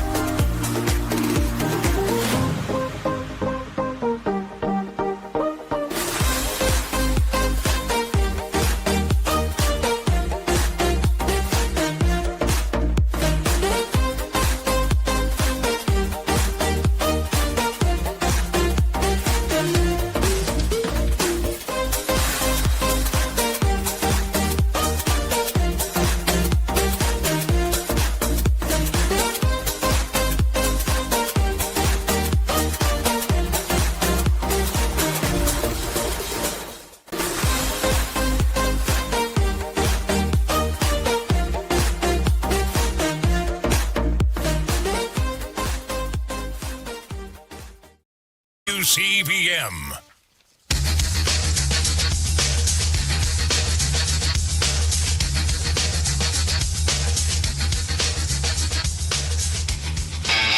Let me speak directly to anyone considering helping President Trump interfere with our election or our count. If you violate California's laws, if you interfere with our voters, tamper with our ballots, or meddle in our election, you will be prosecuted. Doesn't matter who gave the order. That's why I'm moving forward with new legislation that would make it a felony to seize ballots before the vote has been certified by state and county officials. We will be the wall he cannot get past. Because we believe that once an election is decided, the winner governs for everyone. That's the architecture of American liberty. That is Gavin Newsom, clearly under a lot of pressure because a bunch of agents went into L.A. onto Skid Row to see why all these votes came in for a candidate who was losing on election night by 20 points. And you could tell the man is under a lot of pressure. The FBI had a mole in the Newsom camp recording and gathering info on corruption and dirty dealings when Biden was the president. What do you think about all this, Doug Burns? Not surprised at all. And what's interesting is they always use the same playbook, which is they just breathlessly claim that, you know, the Trump side of the equation is doing that which they're doing. Yes. So Yes. the election out there, you know, that it was just unbelievable. It looked like the guy had secured a spot, you know, the former actor. And then all of a sudden they go into science fiction suspended animation for day after day after day after day. And it's just a complete and total embarrassment. And then you have Newsom coming out talking about the other side doing that when they're not. And it's just amazing. But again, on my juror point, I don't think the American public accepts it, and I think they see right through it. I don't think, I've said it 100 times, I don't think Gavin Newsom, and I'm not the political expert in the room, but I don't think he has any viability. Of course not. Throughout the heartland of the United States of America. Doug, I could be wrong. No, you are absolutely right. I mean, Mike, he never, ever is going to be the president of the United States. There's no way. I could also tell you that Pritzker in Illinois is never going to be the president of the United States. I can't remember his name. And AOC also, Rob. She will never be the president either. She won't, because she's not going to win in the next election cycle. But why do they think they're viable? That's what I don't understand. Because they think that they know the media will carry their water. And they'll think that they'll cover it up. But guess what? Eventually they'd expose Graham Platner. Eventually they get exposed Gavin Newsom. I can go on and on. You know, and I just use my gut life experience and common sense, Doug, and that's what you have, and that's what you need as a political, if you're going to call yourself a pundit. I'm not a pundit, for God's sake. I'm just a guy who's kind of smart, and I've had a lot of bumps and bruises in my life, and I've learned from them. That's it. Yep. That's it. I mean, I would be total. If I were a car with my life, I would have been totaled a long time ago, Doug. They would have taken the insurance money. Here's a reference from 100 years ago, Howard Cosell. Yes. I think you're very perspicacious, Robert. There you go. All right, brother. I think that is a high compliment. So the Trump DOJ puts election officials on notice. Top officials in all states can be criminal prosecuted for allowing non-citizens to vote. This coming from Harmeet Dhillon. This in combination with the ruling against that judge sounds like they're on top of this illegal voting thing. What do you think about this? Well, Harmeet Dhillon's a critical figure in DOJ. Yeah. A real breath of fresh air, a new sheriff in town, and she's terrific, and she's an excellent lawyer. I don't know her, by the way. Yeah. But the point is, you know, they're absolutely right to be looking at this stuff. Election fraud is something that should be, you know, vigorously looked at and prosecuted. And she's the right person to do it, so it's all good. I think so, too. Former Wisconsin Judge Hannah Dugan, who was playing like somebody's mom when she sneaked an illegal out of her chambers, I think under the robe, which was kind of uncomfortable and weird. But anyway, she allowed this guy to evade U.S. Customs and ICE agents and then run out the back door, get caught. She's been fined $5,000 and not been given a prison sentence. What do you think about that? Oh, okay. I was wondering, because I saw some stuff about how sentencing was coming up. Yep. She was sentenced today, you're saying? Yeah, $5,000, no prison. Yeah. You know, you can have a split of opinion on that. I'm a big fan, it's interesting, of very short prison terms in this type of situation. I'm serious, because they slam the prison cell doors behind you, and it's kind of a wake-up call. Oh, yeah. It teaches you that you really did, in fact, do something wrong, but it's not designed to be ridiculous. What about disbarred? You have to What about disbarment? Yeah, we have to sit there for 2 years. But the point is, her behavior was disgraceful. She paid a price for it, which is good. Disbarment. What about disbarment? Disbarment, she will definitely be disbarred, by the way. Oh, good. Okay. Because, while I'm a New York lawyer, in New York State, if you're convicted of a felony, you're going to be disbarred, and I'm sure, off the top of my head, that's the same thing there. So she will definitely be disbarred. Lost her judgeship, so she paid a big price. All right, finally, real quick, Paul Pelosi, 86 years old, had a DUI, just did a hit and run. He should never be able to drive again. On that fact pattern, I was surprised that alcohol wasn't involved, because I know, me too. When people leave the scene, it's because they don't want to get jammed up on the alcohol thing. But here, in fairness to him, they're saying no alcohol, nobody was hurt. But the reality is, you hit it right on the head. It's way more about finally taking the keys away from somebody. And I remember with my wife's father, the same thing. They took the keys away from him. He took it like a man, but he was very upset. And that's what needs to happen with him. Yeah, 100%. Doug, always great to... how was your 4th, by the way? How was it? Was it good? It was great. I went out to Maryland. My wife's sister's down there. And her son and family, and we had about 10 or 12 of us. So it was like a big family reunion. It was a lot of fun. Had a lot of crab soup, really good. Oh, God bless America. That's the one good thing about Maryland. The government sucks, but my God in heaven, the crab soup and the soup is outstanding. The crab cake is a gift from God. The crab cake is a gift from God, dude. I swear to God, it's so glorious. It's so good. All right, thanks for joining me, Doug. I appreciate you. Have a glorious day. Okay, thanks. Bye-bye. All right, let's take a break and come back. This is the Rob Carson Show.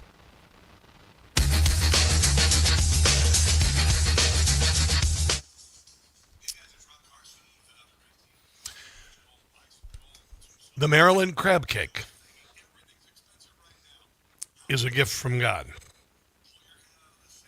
If you don't know, this is how I gauge things. Things are really good, but if they are so good that they can't be matched, they are a gift from God, right? For instance, the Maryland crab cake is a gift from God. Kansas City barbecue is a gift from God. Texas brisket is a gift from God. Carolina barbecue, not so much. Sorry, it's just not. Pizza is a gift from God.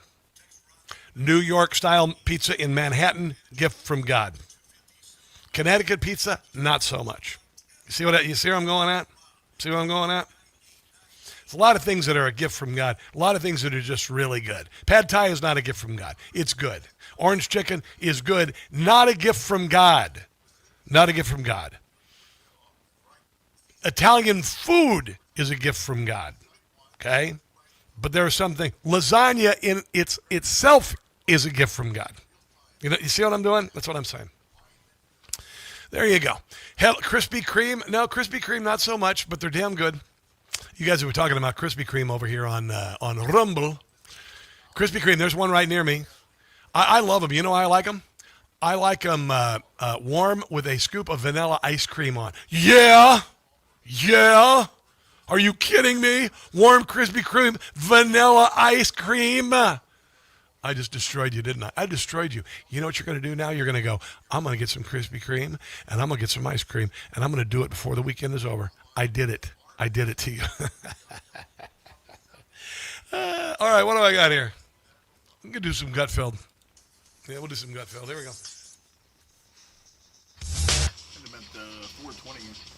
420, dude. 420.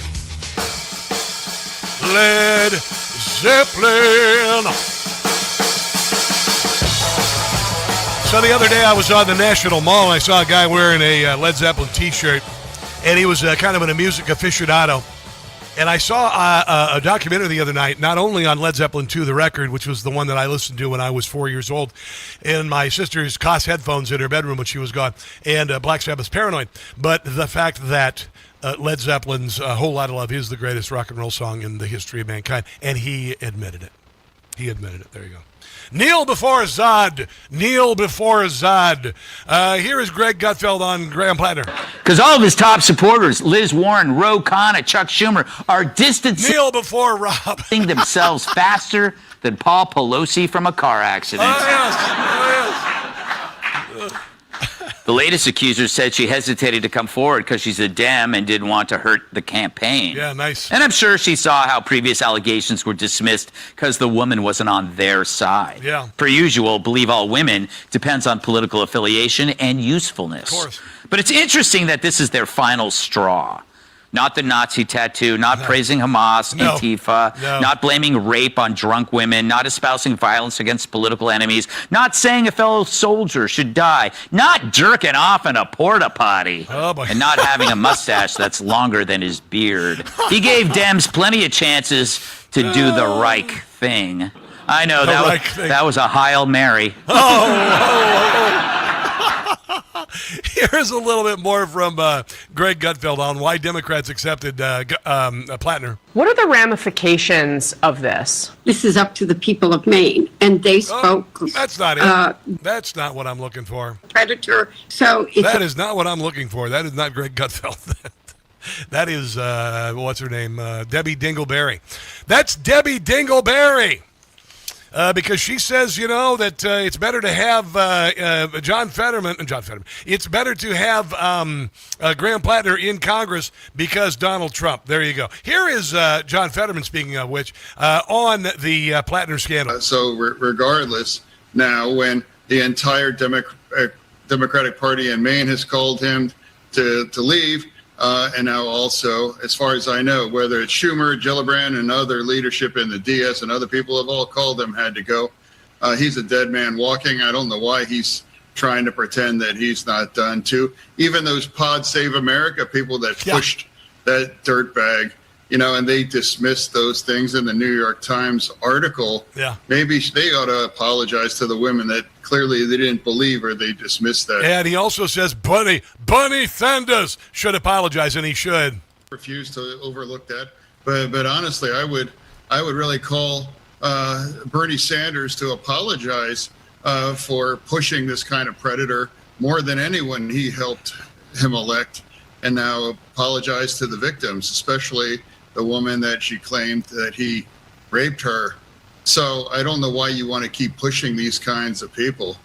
Maybe he should consider set a few out and stop pushing these kind of communists. If anything, and I told you the Democrat Party is doing a death spiral into hell, and this is it. This is it, right?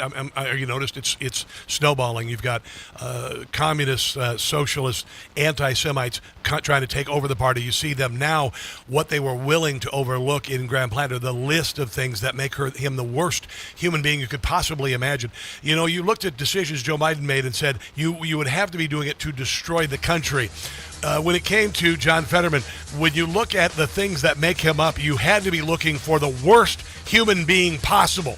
A Frankenstein monster of the worst human behavior you could possibly imagine. And the Democrat Party was cool with it. It says all you need to know about the people in power and many of the voters of the Democrat Party. Bye-bye. Off to hell with you. Last hour of the show is right ahead. Don't go anywhere. The Rob Carson Show is presented by Paramount Plus.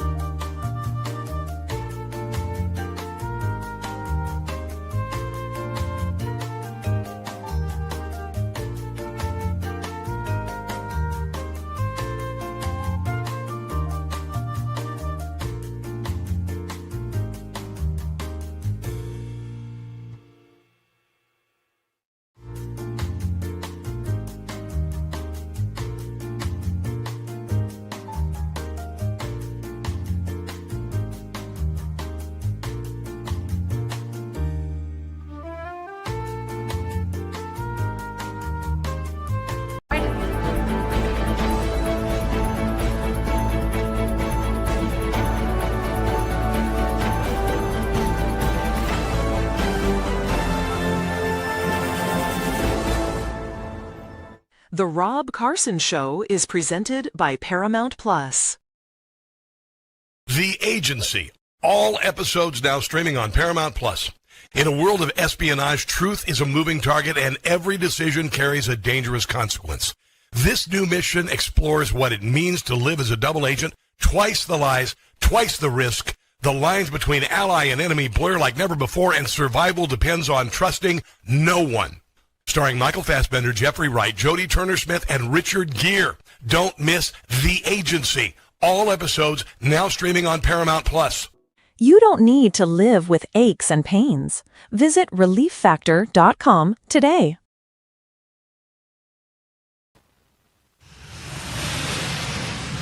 Hold it now. You are about to hear the most interesting, informative, thought-provoking, and funny show in America.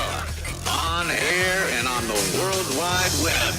This is the Rob Carson Show. You know, I just keep thinking to myself, if only there had been a sign that Graham Platner was capable of something like this. I mean, if only he had posted something to Reddit blaming women for being sexually assaulted, you know? If only he had gotten a Nazi tattoo, we might have been able to foresee this. If only another girlfriend had accused him of roughing her up. But it came out of nowhere. I mean, of course it didn't. There were signs everywhere. To me, I gotta say, Leland, like, I cannot believe the Nazi tattoo was not a deal breaker. Yes. And all of these people now who are demanding that he drop out, exactly what you said, Leland, because they know that he's going to lose to Susan Collins and that's all they care about. They're going to turn around and try to get the moral high ground back and act like we are the people who told Graham Platner to drop out over sexual assault. And we cannot let them forget that, no, they are the people who backed him when they knew that he had a Nazi tattoo. Yeah, that's Batya Ungar-Sargon, who has been a guest on this show a number of times. She even has her own theme song. Did you know that she does? You want to hear it? Hold on a second. This is funny. We came up with this, Batya Ungar-Sargon, a couple of years ago. We haven't played it in a while. And the reason why we did it is because I wanted to be able to just get her laughing. Here is, hold on, Batya, oh, can I find it? Batya intro, Batya, It's the theme to Batman, but we did Batya. Let me see if I can find it here real quick. Batya. Here it is. This is her theme song.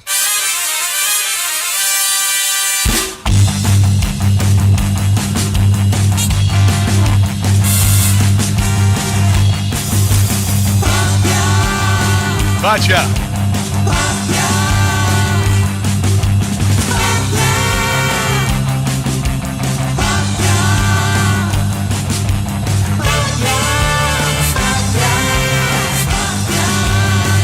Now, this is a woman who is a world-class pundit, the whole deal. And I remember the first time we played that for her, and she just collapsed.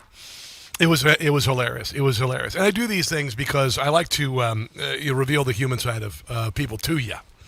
You know, you can go on and you can do a soundbite interview all you want, and that's great. Soundbite interviews are nice. That's not what I'm shooting for when I do interviews. I want to get to know people. I want to share things.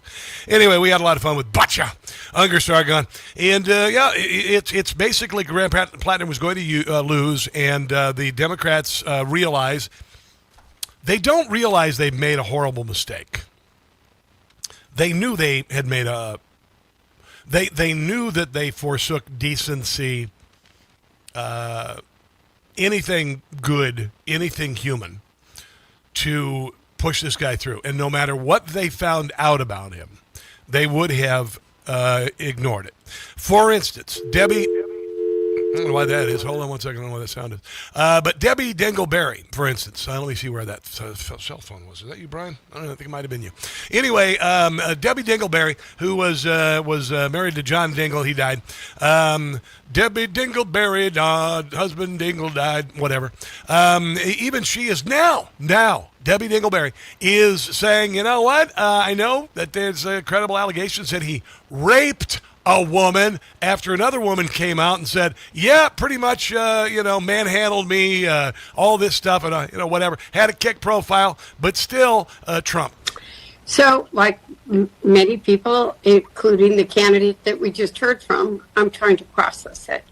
Because, if this ultimately this is up to the people of Maine. And they there you go. It's up to the people of Maine to vote for a rapist Nazi. Spoke loud and clear at the beginning of June that they want change. They want someone who's going to stand up to Donald Trump. No, it was just a bunch of Democrats who wanted a socialist, communist. And is going to get change in a United States Senate that is a rubber stamp and not stepping up. You think the Senate is a rubber stamp, then why in the hell hasn't the Save America Act passed? For the American people in votes that they're taking. 80% of the people want the Save Act passed. Every single day. I've spent my life, as you know, living in a home that had violence, fighting for women and men too. But which makes you more of a sellout than you could possibly have ever made yourself. For survivors of domestic violence and sexual assault. So I am never going to say that that is okay.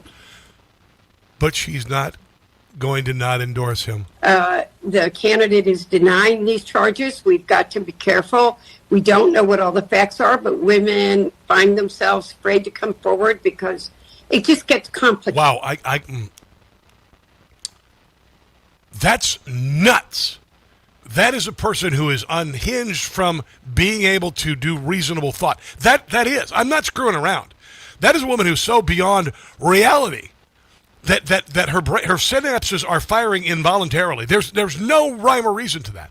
No rhyme or reason to that. Dana Lash was on, I believe, Fox last night. I usually don't use a lot of Dana Lash. She's all right. But she said what I said. I said that, they would have pushed Biden's corpse across the finish line in 2024, and Graham Platner could be Satan if Satan were running, and they thought that Satan could win a Senate seat.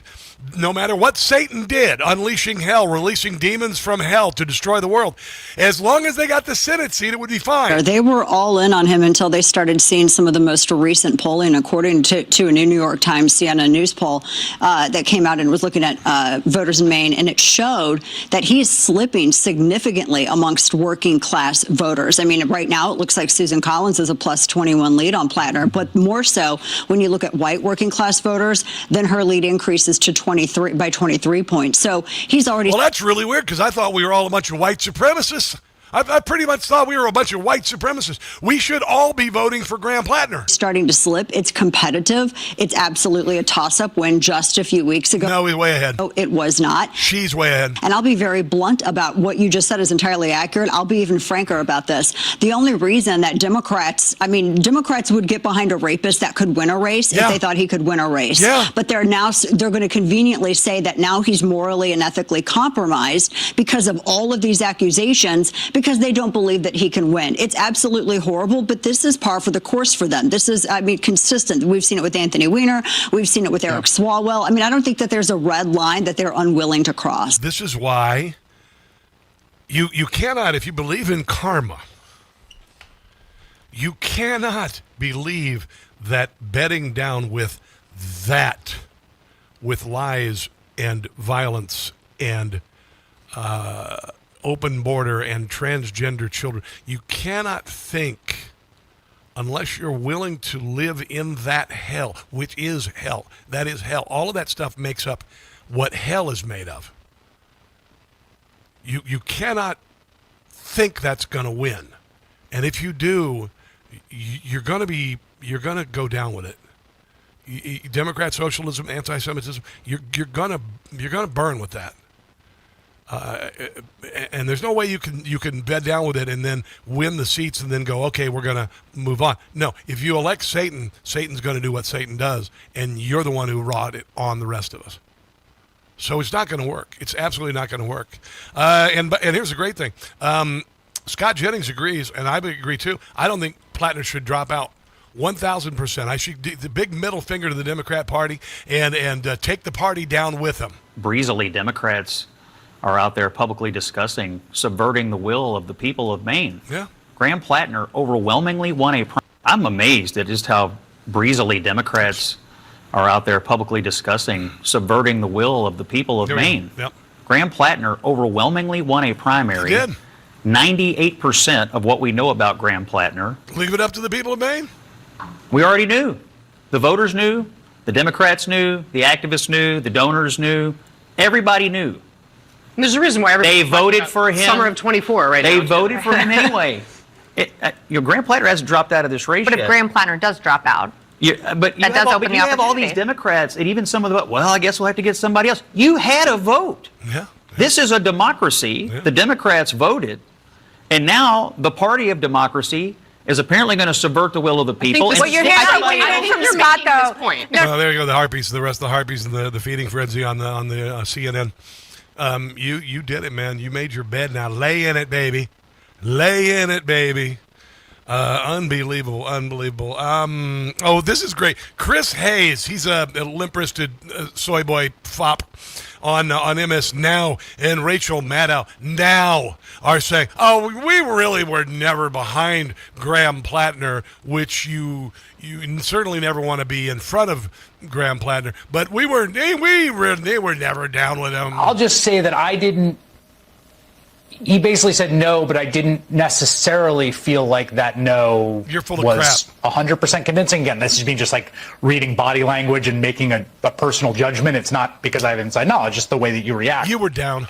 That no felt like a little wobbly. I'll just say it. Bull crap. I think other people who heard the no felt like it was a little wobbly too, and I think that's obviously borne out.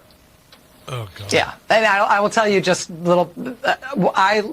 When you did that interview, I listened to it live on Sirius XM as it was happening, and on that point, which you were very insistent with him on, I was like, that doesn't sound like a categorical clear no, and I went home and watched the tape version of you. No, it's absolute bullcrap. You were down completely with it, and now you're trying to cover your own rear end, even though you still haven't apologized for Russia collusion, which was a hoax, by the way, which was an absolute hoax. So there you go. You know what I think I'm going to do? Because I haven't played this since the beginning of the show. Brand new comedy from the Jim Gossett Show, or Jim Gossett, I should say, on the Rob Carson Show. Yeah. Graham Platner is in trouble now, does not know what to do. Every day a gal appears with accusations new. The Democrats are in denial, all they do is lie. His Nazi tattoo should have told them Graham was not their guy. Platner sweating, how he's sweating. That old tattoo, that old tattoo. Should have known to pull him with that old tattoo. Misogynist and Nazi too. Should have pulled Platner with his old tattoo. I came up with this idea. He wrote it. Schumer stood behind Graham. Bernie Sanders too. Yeah. Democrats supporting Marxists, that is nothing new. Hey! But Platner is a hater. He is anti-Jew. And his tattoo goes to prove he's Nazi through and through. Hey! Here we go. You ready? That old tattoo, that old tattoo. He got nominated with that old tattoo. Democrats are feeling blue. They're stuck with Platner and his old tattoo. He got nominated with an old tattoo. Patreon.com, Jim Gossett Comedy. Support him. Give him $10, $20 a month. He'll send you 2 parodies every dang day. Brilliant. Patreon.com, Jim Gossett Comedy. Let's take a break and come back. This is The Rob Carson Show.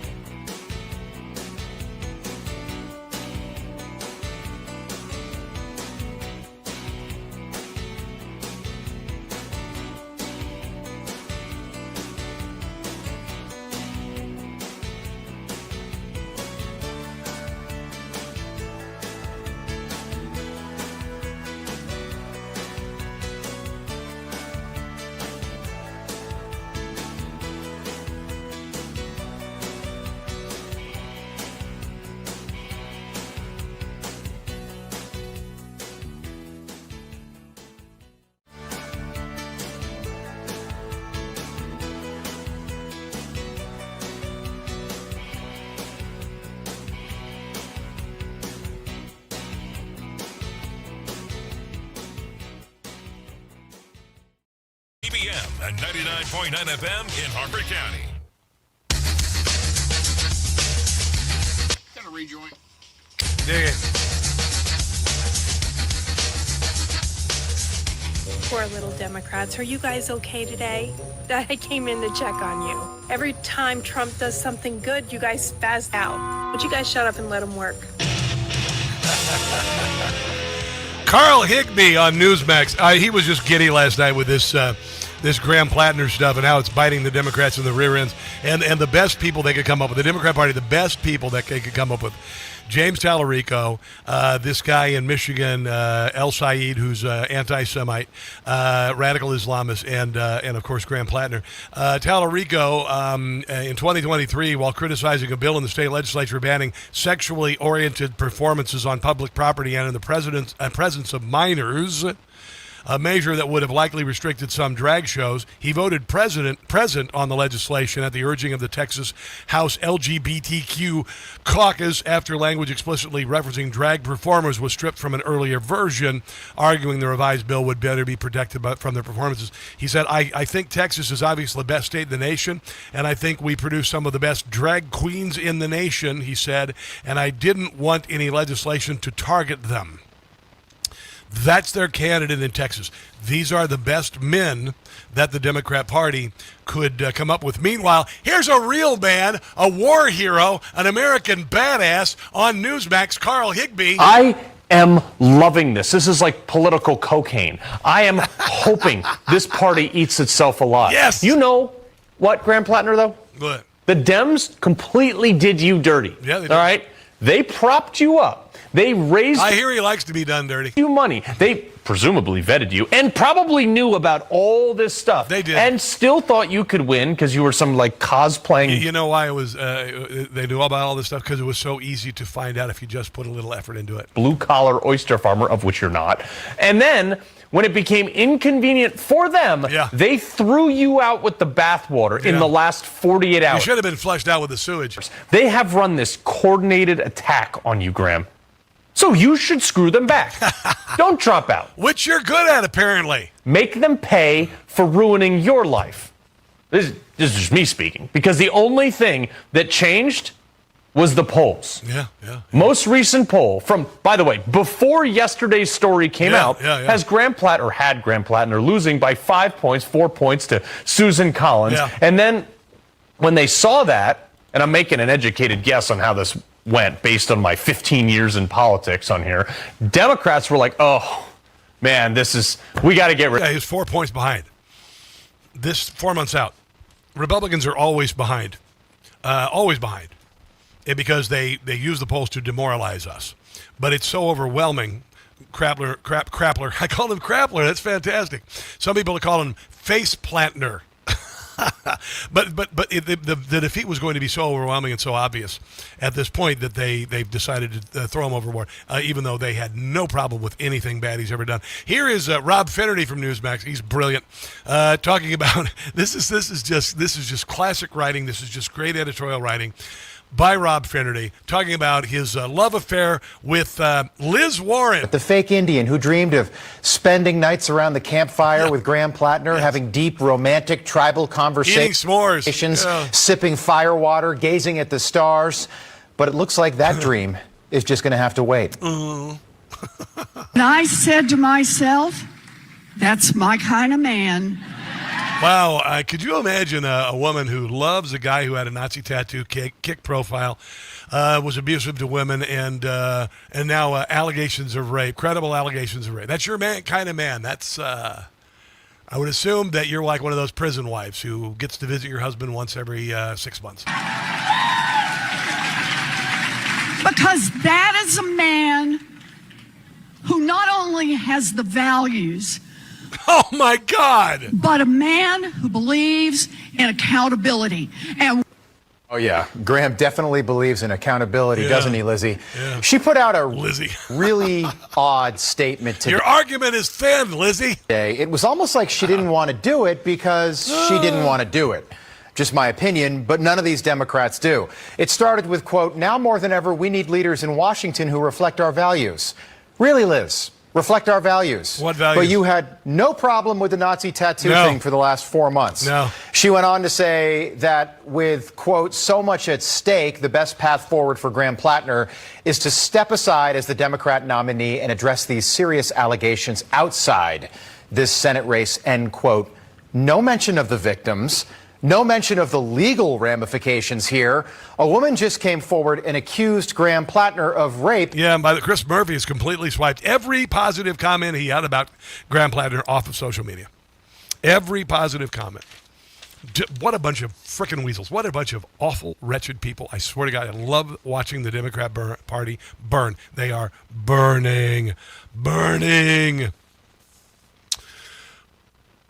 We wouldn't be celebrating America 250 if it wasn't for a strong foundation set up by the framers. What's your financial foundation? Is it built on gold? Is it built on a 401k? Is it built on stability? If it's not, you might want to consider maybe taking an unstable 401k, converting it into gold with birch gold like I did. I did it. Yeah. If your savings are a little bit weak, you want to invest some money and put it away for a while and watch it grow, gold is a great way to do it. I did it with a 401k that I had from selling cars, and I'm going to sit and watch it grow. Learn how gold fits into your portfolio. Texting my name to Birch Gold. It's just text my name, Rob, to the number 989898. Rob to 989898. You're going to receive a free, no-obligation kit. They got an A-plus rating from the BBB, countless 5-star reviews, and most importantly, they have my money. All right? I wouldn't say invest with them if I invested it in a bad company. Text Rob to 989898. Text my name, Rob, to 989898 to Birch Gold. Coming up, the government pulling student loan money from worthless college degree programs, and they're bringing back Ebonics in Southern California. Gen Zers, stick around. They've done this before. Don't go anywhere.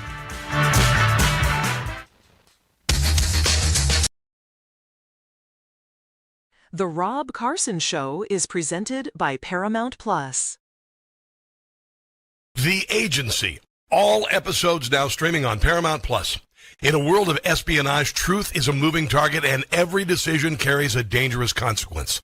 This new mission explores what it means to live as a double agent, twice the lies, twice the risk. The lines between ally and enemy blur like never before, and survival depends on trusting no one. Starring Michael Fassbender, Jeffrey Wright, Jodie Turner-Smith, and Richard Gere. Don't miss The Agency. All episodes now streaming on Paramount Plus. To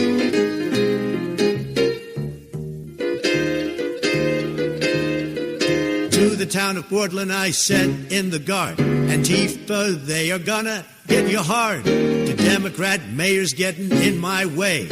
Go ahead, punks, and make my day. F around and find out. F around and find out. Schumer's gonna find out. I mean business and I'll get my way. Pencil neck and Chris Ray. For your crimes you will pay. You have both been found out. Hope you get a lengthy prison stay. Listen up, Hamas, I am warning you. Break the ceasefire and you'll be through. Democrats, hang your head in shame. For the shutdown, you're gonna get the blame. F around and find out. Mess around and find out. F around and find out. In the end, I'm gonna win. Win the day. Find out. For 250 years, Americans have believed in one powerful idea, that we were meant to live free. Free to work hard, free to move, free to enjoy life without being held back. But if everyday aches and pains are slowing you down, might be time to declare your independence from pain. I take Relief Factor. There's a reason why at my age I'm able to crush it at the gym and ride 30 miles on a mountain bike on Saturday mornings. Relief Factor. It's 100% drug-free, research-based formula designed to help your body fight inflammation, one of the root causes of pain. It's not a quick fix or a temporary mask. It works from inside out at the source. Relief Factor was created so people could get back to living life on their terms, walking, working, exercising, enjoying the moments that matter. This year, as we celebrate 250 years of American independence, Take a stand for your own freedom. To commemorate, they're offering a special patriotic price, just $17.76. Yeah, your $17.76 3-week quick start is ready for you. Visit ReliefFactor.com or call 800-4-RELIEF. ReliefFactor.com or 800-4-RELIEF.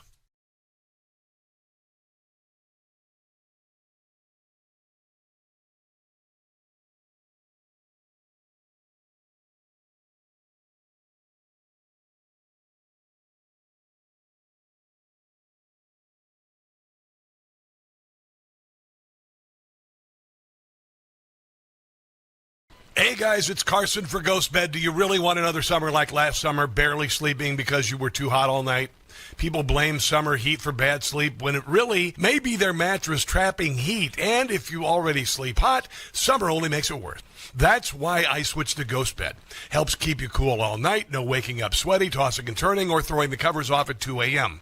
Cooling tech is built into every mattress. It's not some expensive upgrade you have to pay extra for. Hot sleepers are some of Ghost Bed's happiest customers. Read the reviews. You get incredible support, less stiffness, deeper sleep, more rested mornings. I got my Ghost Bed about 6 months ago, and it changed my life. Ghost Bed gives you 101 nights to try it at home. You can sleep on it all summer long and feel the difference for yourself. How many more summers are you going to waste on bad sleep? Ghost Bed is currently having their 4th of July sale, offering my audience an extra 10% off. Go to ghostbed.com/Carson. Use the promo code Carson. That's ghostbed.com/Carson, promo code Carson.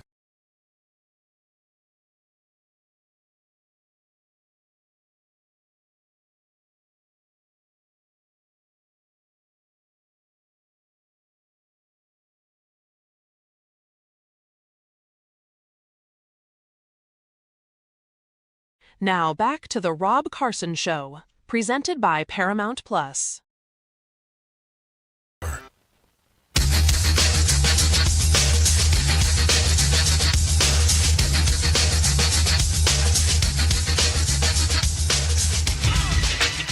It is the Rob Carson Show. Donald Trump says NATO members, kind of de-warded us over with regard to Iran, and now they're realizing, oops, this ain't Barack Obama we're dealing with here. And even Mark Carney of Canada said, wow, Trump really kind of kicked our butts when it came to NATO and contributing part of our GDP to defense, because Trump isn't here to mess around. And Spain has been completely little soy boys about all of this nonsense. And Donald Trump said, I'm not sure if this morning or last night, he was sitting next to Mark Rutte of NATO, and says that we're just going to go ahead and end all trade with Spain. Spain is a wasted cause. We don't want to do any trade business with Spain anymore, by the way. I'd like you to cut it off. Spain is a terrible partner in NATO. They don't participate. They don't pay. I don't want anything to do with Spain. Cut off all trade with Spain, please. Oh, man. Make it visits. So. Okay, we don't want anything to do. Watch them come running back. Oh, yeah. They'll come running back. They treat this man terribly. Rutte. And this man's a good man, too. Great man. Rutte kicks butt. They're lucky they have him. But Spain doesn't agree to anything. And you shouldn't carry him. I mean, you sort of automatically carry because you're protecting an area. So they're there. So they probably figured that. Yeah, they got a little socialist in charge of Spain, and I hope that he gets his rear end kicked. Gets his rear end kicked big time. This guy, Scott Jennings. And yesterday I was seeing Alex Jones, who's a nutbag. I mean, sorry. Everybody tells me, I don't mess with Alex Jones and his listeners because they're crazy. I don't give a flying crap about Alex Jones. He's a freaking nutbag. He's an insane human being. And his voice is annoying. It's like somebody drank gasoline and battery acid, then set it on fire. Just an annoying human being. Oh, you're offending his fans. I don't care about his fans. I get their emails every once in a while, and it's always just like lunatic fringe nonsense. Don't send me your notes. Don't send me, who you subscribe. I don't care. If you listen to Alex Jones, you're an irritating person. That said, Alex Jones yesterday was broadcasting all day on the Twitter, and it was Mitch McConnell is dead. Mitch McConnell is dead. Now, I don't know if Mitch McConnell is dead. I don't know if he's alive.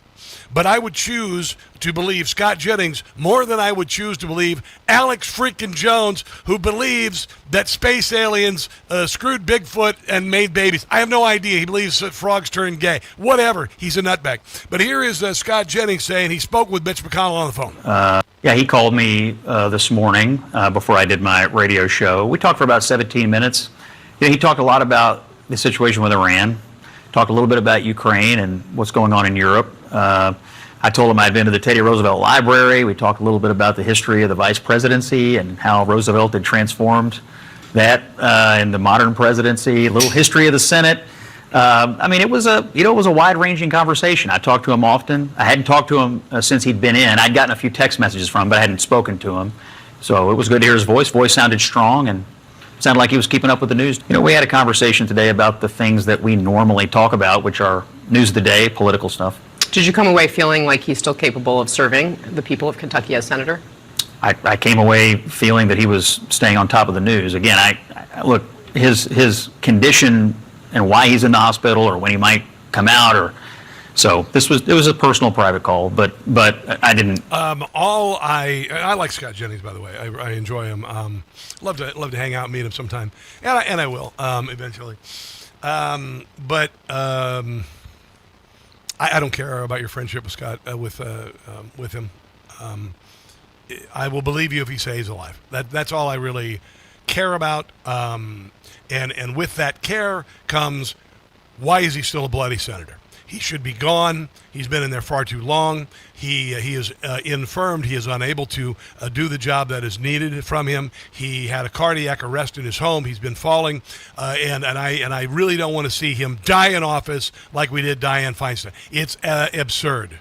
It's absurd for someone in his state to still be in office. So now that we know, I guess he's alive. If he is alive, friggin' retire. Because you shouldn't be there anymore. There you go. That's my thoughts about it. So whatever you think. This is fantastic. So I've been doing broadcasting for a number of years. And I used to write for a guy named Rush Limbaugh, talent on loan from God. And, started years and years ago. And when you're on the planet a long time, you get to learn from history. And I learned from history. A lot of the things that I remember from history was because of where I was and if I was making fun of it, writing for Rush Limbaugh. One of the things that came up decades ago was a thing called Ebonics. This was back in the 90s, like 94, 93, 94.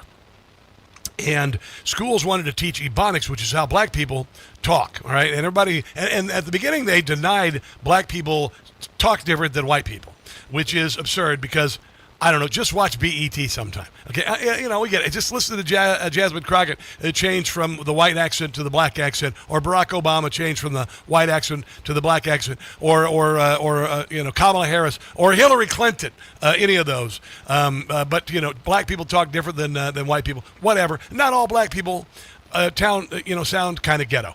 All right, a lot of black people talk like just whatever, average Americans, right? Whatever. It doesn't matter to me. But apparently they want to be. They're calling what happened back then Ebonics. They called it Ebonics, and they want to bring it back. Now they're calling it Black English. They're calling it Black English, and I think really to set up this story, I need this. Stupid, people. Just plain stupid. Stupid is stupid does, Mr. Blue. Who got stupid? So the Black Californians United for Early Care and Education, Black East, not Black Ice, it's completely different. Part of a movement to challenge harmful language hierarchies that affirm Black English as a legitimate rule-governed language rooted in Black history, culture, and community. All right, let's do redneck language. Let's do Cajun language. Come on, while we're doing this, let's do redneck language. All right? We need to do redneck language. That's part of the experience in America, and it's not all, by the way, it's not all white, by the way. The movement also seeks to address how language bias shows up in early learning spaces and how it can be dismantled. Now you got to be able to talk so people can understand you. Okay? I don't want my son to walk in any room and feel like his voice is not valued for his perspective, or his perspective can't be heard because he's not saying it one way or the other. No, you got to be able to be understood and sound intelligent, you moron. Black English is full of slangs and grammatical errors, so it came with a lot of embarrassment. Black East is a nonprofit organization centered around a 10-point policy plan that seeks to gain reparations and help black children. Of course they do. Of course they do. We talk about multilinguals, but we don't include black children who may be African-American English speakers. Okay, this is all bullcrap. Here's some of the expressions. Are you ready for this? Listen to this. Listen to this. This is from a New York Post article. Here's what you need to learn. I'm going to go ahead and speak in Black English. I guess it's culturally appropriating. I'm really not sure. It'd be like if I rapped or something, whatever. Anyway, he goes, quote, "He be working late on Tuesdays. I'm finna go get some food." This almost sounds like patois, patois in Haiti, or in Jamaica. Don't nobody know where he went. We should teach Tarzan language, like Unk, Tamangani, elephant, go, that kind of thing. I don't know. Here's another one. She been finished that project.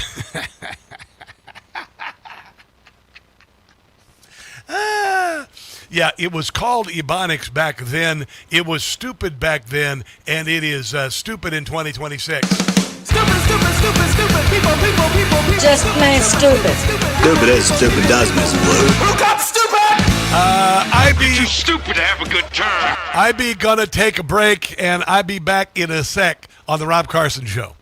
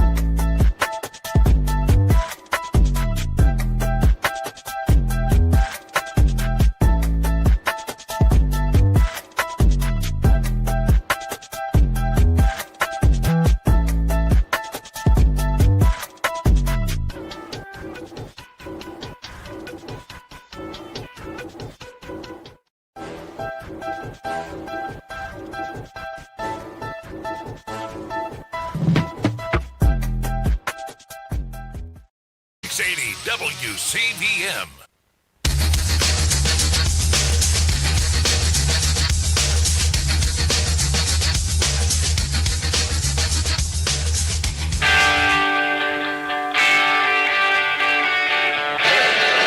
ahead. You said today, Ines de la Cuetara with MS Now, you said today that countries... You're with who? MS Now. MS Now. That's a failing network. Why would you want to work for them? MS Now, can you imagine? They wanted to get away. They took the name NBC because they were embarrassed by it. Go ahead, let's go. I love it. That is Donald Trump making fun of MS Now, because MS Now needs to make fun. It is an embarrassing network. It is, I mean, just, it really is. It's fantastic. Oh, by the way, I just finished taping my TV show for the weekend. Rob Carson's What in the World, and I do the same thing. I give MS Now a lot of what for. And this weekend show is off the hook. It is really off the hook. Just watch it on Saturday at 3 in the afternoon, and then Sunday at 8:30 on Newsmax. And I did it. I taped it this morning. Normally I do it after the radio show, and so I am like fresh in the studio and just ornery. I'm just being ornery. And it's a very, very funny show. Donald Trump thinks it's the funniest show on television. See why, will you? See why. The government is pulling student loan money from worthless college degree programs, and it's about time. This is according to Ricky Schlott, I should say. Think about this. We have graduated an entire generation of kids with hundreds of thousands of dollars of debt. One of these morons is running for Congress in Colorado. Meerkat Sublime, or whatever the hell her name is. Anyway, she's 12 years in college, works at Starbucks, made $30,000 last year, is $250,000 in debt. She's bleeped. She's 29 years old, $250,000 in debt, made $30,000 last year. Her story is not unusual, and consequently you have kids who are just bankrupt starting their jobs. My son graduated with a crap ton of debt, nothing like that, less than half of that, but at the same time, even $80,000, $100,000, graduating with $100,000 in debt starting your life, you're bleeped. Do you know how many decades it's going to take to try to pay that off with a starting salary of 40 grand, 50 grand, 60 grand, even 70 or 80 grand? You've already got a mortgage. The government, here we go. Students no longer be able to take out federal student loans to pay for degree programs that fail to provide them with a return on investment thanks to a new federal policy. Went into effect July 1st. Graduates, more than 800 college programs across the country, including at institutions like University of South Carolina, North New York City's new school, make less than average high school grad 4 years after getting a degree, even with a big degree. Now the American government will have no part in propping up degree programs that may not lead to a livable wage. Teens and 20-somethings should be protected by the federal government from making a catastrophic financial decision like taking on debt to finance a degree that ultimately could decrease their earnings potential. My daughter is going to art school. I said, you have to make a living at art. And here's where we're going to, and I've told her, this is how you're going to become marketable. This is how you're going to create art that is sellable. You can dream about, selling $50,000 prints and having them hang at art museums. But while you're doing that, if you want to do art as something other than a sideline, you're going to have to figure out how to make something that's marketable and sellable with your art. There you go. The HEA Group, a policy organization focused on higher education, used economic education department data to compare average graduate earnings from some 32,000 bachelor programs around the country with average high school graduate wages. Listen to this. According to findings, 804 programs, 2% of all undergraduate programs, which graduate 40,000 students, were flagged as potentially failing the new policy. Graduates with music degrees from the University of South Carolina, Juilliard, and the new school earn less on average 4 years after graduation than high school graduates making $34,000, $32,000, and $32,900 respectively. Graduates of fine and studio arts programs at the New York City's Cooper Union pulled in just $24,000, that's below poverty, on average 4 years out. And students with degrees in liberal arts as well as fine arts and studio arts from Bard College made slightly below the typical high school grad, $34,000. Mark Kantrowitz, author of How to Appeal for More College Financial Aid, says that we can expect to see some chaos returning to these new changes. We may see some colleges discontinue programs, some of their programs, when they see significant shifts in enrollment and borrowing patterns. You should, because if you graduate with $200,000 of debt and you're making $24,000, you're effed for life. You are. You're screwed for life. Do you even realize, remember the ghost of Ebenezer Scrooge and Jacob Marley? He had these chains forged in life. You're going to wear those chains the rest of your life with $250,000 worth of debt, making $30,000 as a barista, and you want to be a congresswoman? Andrew Gillen, an education researcher, Cato Institute, says the changes from the big, beautiful bill don't go far enough. You could still have programs that just barely increase their graduates' earnings, but load them up with so much debt. It's a terrible financial investment for the student, and yes, it might be uncomfortable or even emotional for some in academia to acknowledge that many degrees, particularly in the humanities, are poor investments for many students, but it's true. We confront that truth so that students can make informed decisions about their futures. Broadcasting is a bleep show. Broadcasting is a bleep show. But I'll tell you what, I have always made a living at it. I've always made money even when I was unemployed. I know that sounds hard to believe. I've even made more than my wife when I was unemployed because I did freelancing and whatever until I could land a full-time job. But everybody I graduated with, I think 98% of the students I graduated with in 1989 are selling real estate or doing something else. So broadcasting, not a great field unless you have a plan, but you've got to have a plan and you've got to be tenacious, 1,000,000%. As far as a lesbian poetry degree, you're screwed. And we shouldn't have to pay for it. Let's take a break and come back. This is The Rob Carson Show.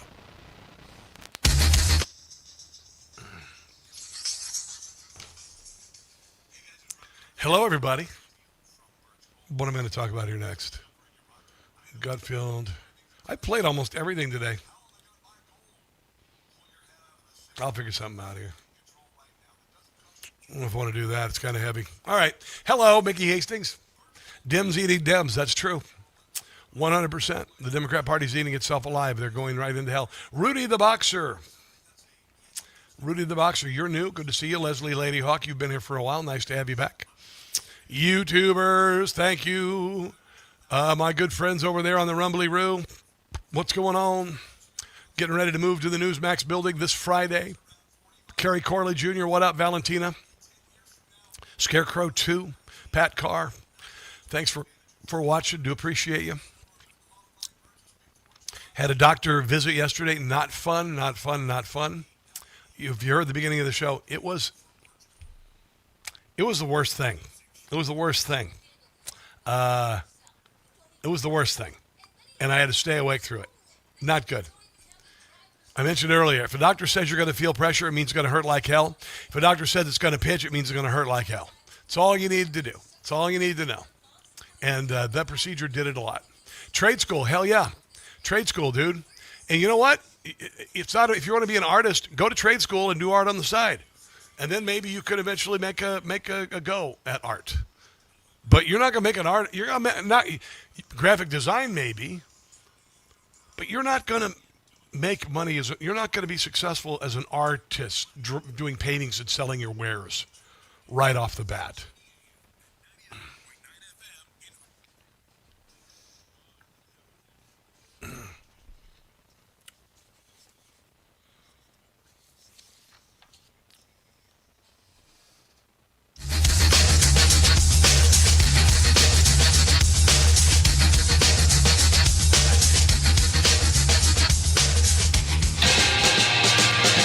All righty. I got to do Jasmine Crockett audio here. I almost said I got to do Jasmine Crockett. Never in a million years. Here is Jasmine Crockett talking about how unhoused voters are the best. And by the way, she means unemployed, drug addicted, living on the streets people. Why they're the best voters. Some of the most impactful voters that I've had have been unhoused people. And, it has been the simplest things that I didn't even realize, just recognizing their humanity, that made them want to show up and vote for me. Yeah, you know what made them want to show up and vote for you? Somebody probably gave them cigarettes, paid them a few bucks like they did in L.A. Yeah. Because she's not going to be in Congress much more, I'm going to play this. We did it first. And what we're not going to do is stand around while they pull this bull they trying to pull right now. We are going to be in your face. We are going to be on your asses. Jasmine Jasmine Crockett, crazy as she can be. She's also an idiot. She's a racist from the Lone Star State. Woo! Full of anger, full of hate. Whee! During a protest at the Treasury, she had a meltdown for all the world to see. Jasmine Crockett, she hates you if you're white. There you go. That is Jim Gossett. We did that a while back. Jesse Waters picked it up, started calling her not Davy Crockett, but we were first. Thank you very much. There you go. I was mentioning earlier about the worthless degrees. I told my daughter, I said, if you're going to make an artist, if you're going to make a living as an artist, if you're going to go to art school, you're going to have to make a living at art. So you got to come up with marketable stuff, whether it be tchotchkes, whether it be key rings, whether it be whatever. But you've got to make a living at it. And trade school was just mentioned in the chat on one of the live streams. Trade school is becoming increasingly amazing, because it is not easily replaced by AI as so many other things are. And I always like to say, do what you got to do to get where you want to be. That's what I had to do when I had to sell cars for 3 days. 3 years. I hated it. But the first month that I sold cars, I sold 23 cars and I brought home $17,000. And my wife said, I'm not going to divorce you. Of course, she had divorced me later. Do what you got to do to get where you need to be. And if you're pursuing a worthless degree, or your kid's pursuing a worthless degree, you've got to have a talk about how you're going to pay the bills, how you're going to pay off these student loans, because you're not going to be around for them forever. There you go. I know you already know that. God bless you, America's founded Donald Trump, as he kicks Iran's butt. Our troops as well, until tomorrow, which is Thursday. Do not catch the stupid. See you then. The Rob Carson Show is presented by Paramount Plus. Information. Truth is freedom. Is Newsmax. It's real news for real people.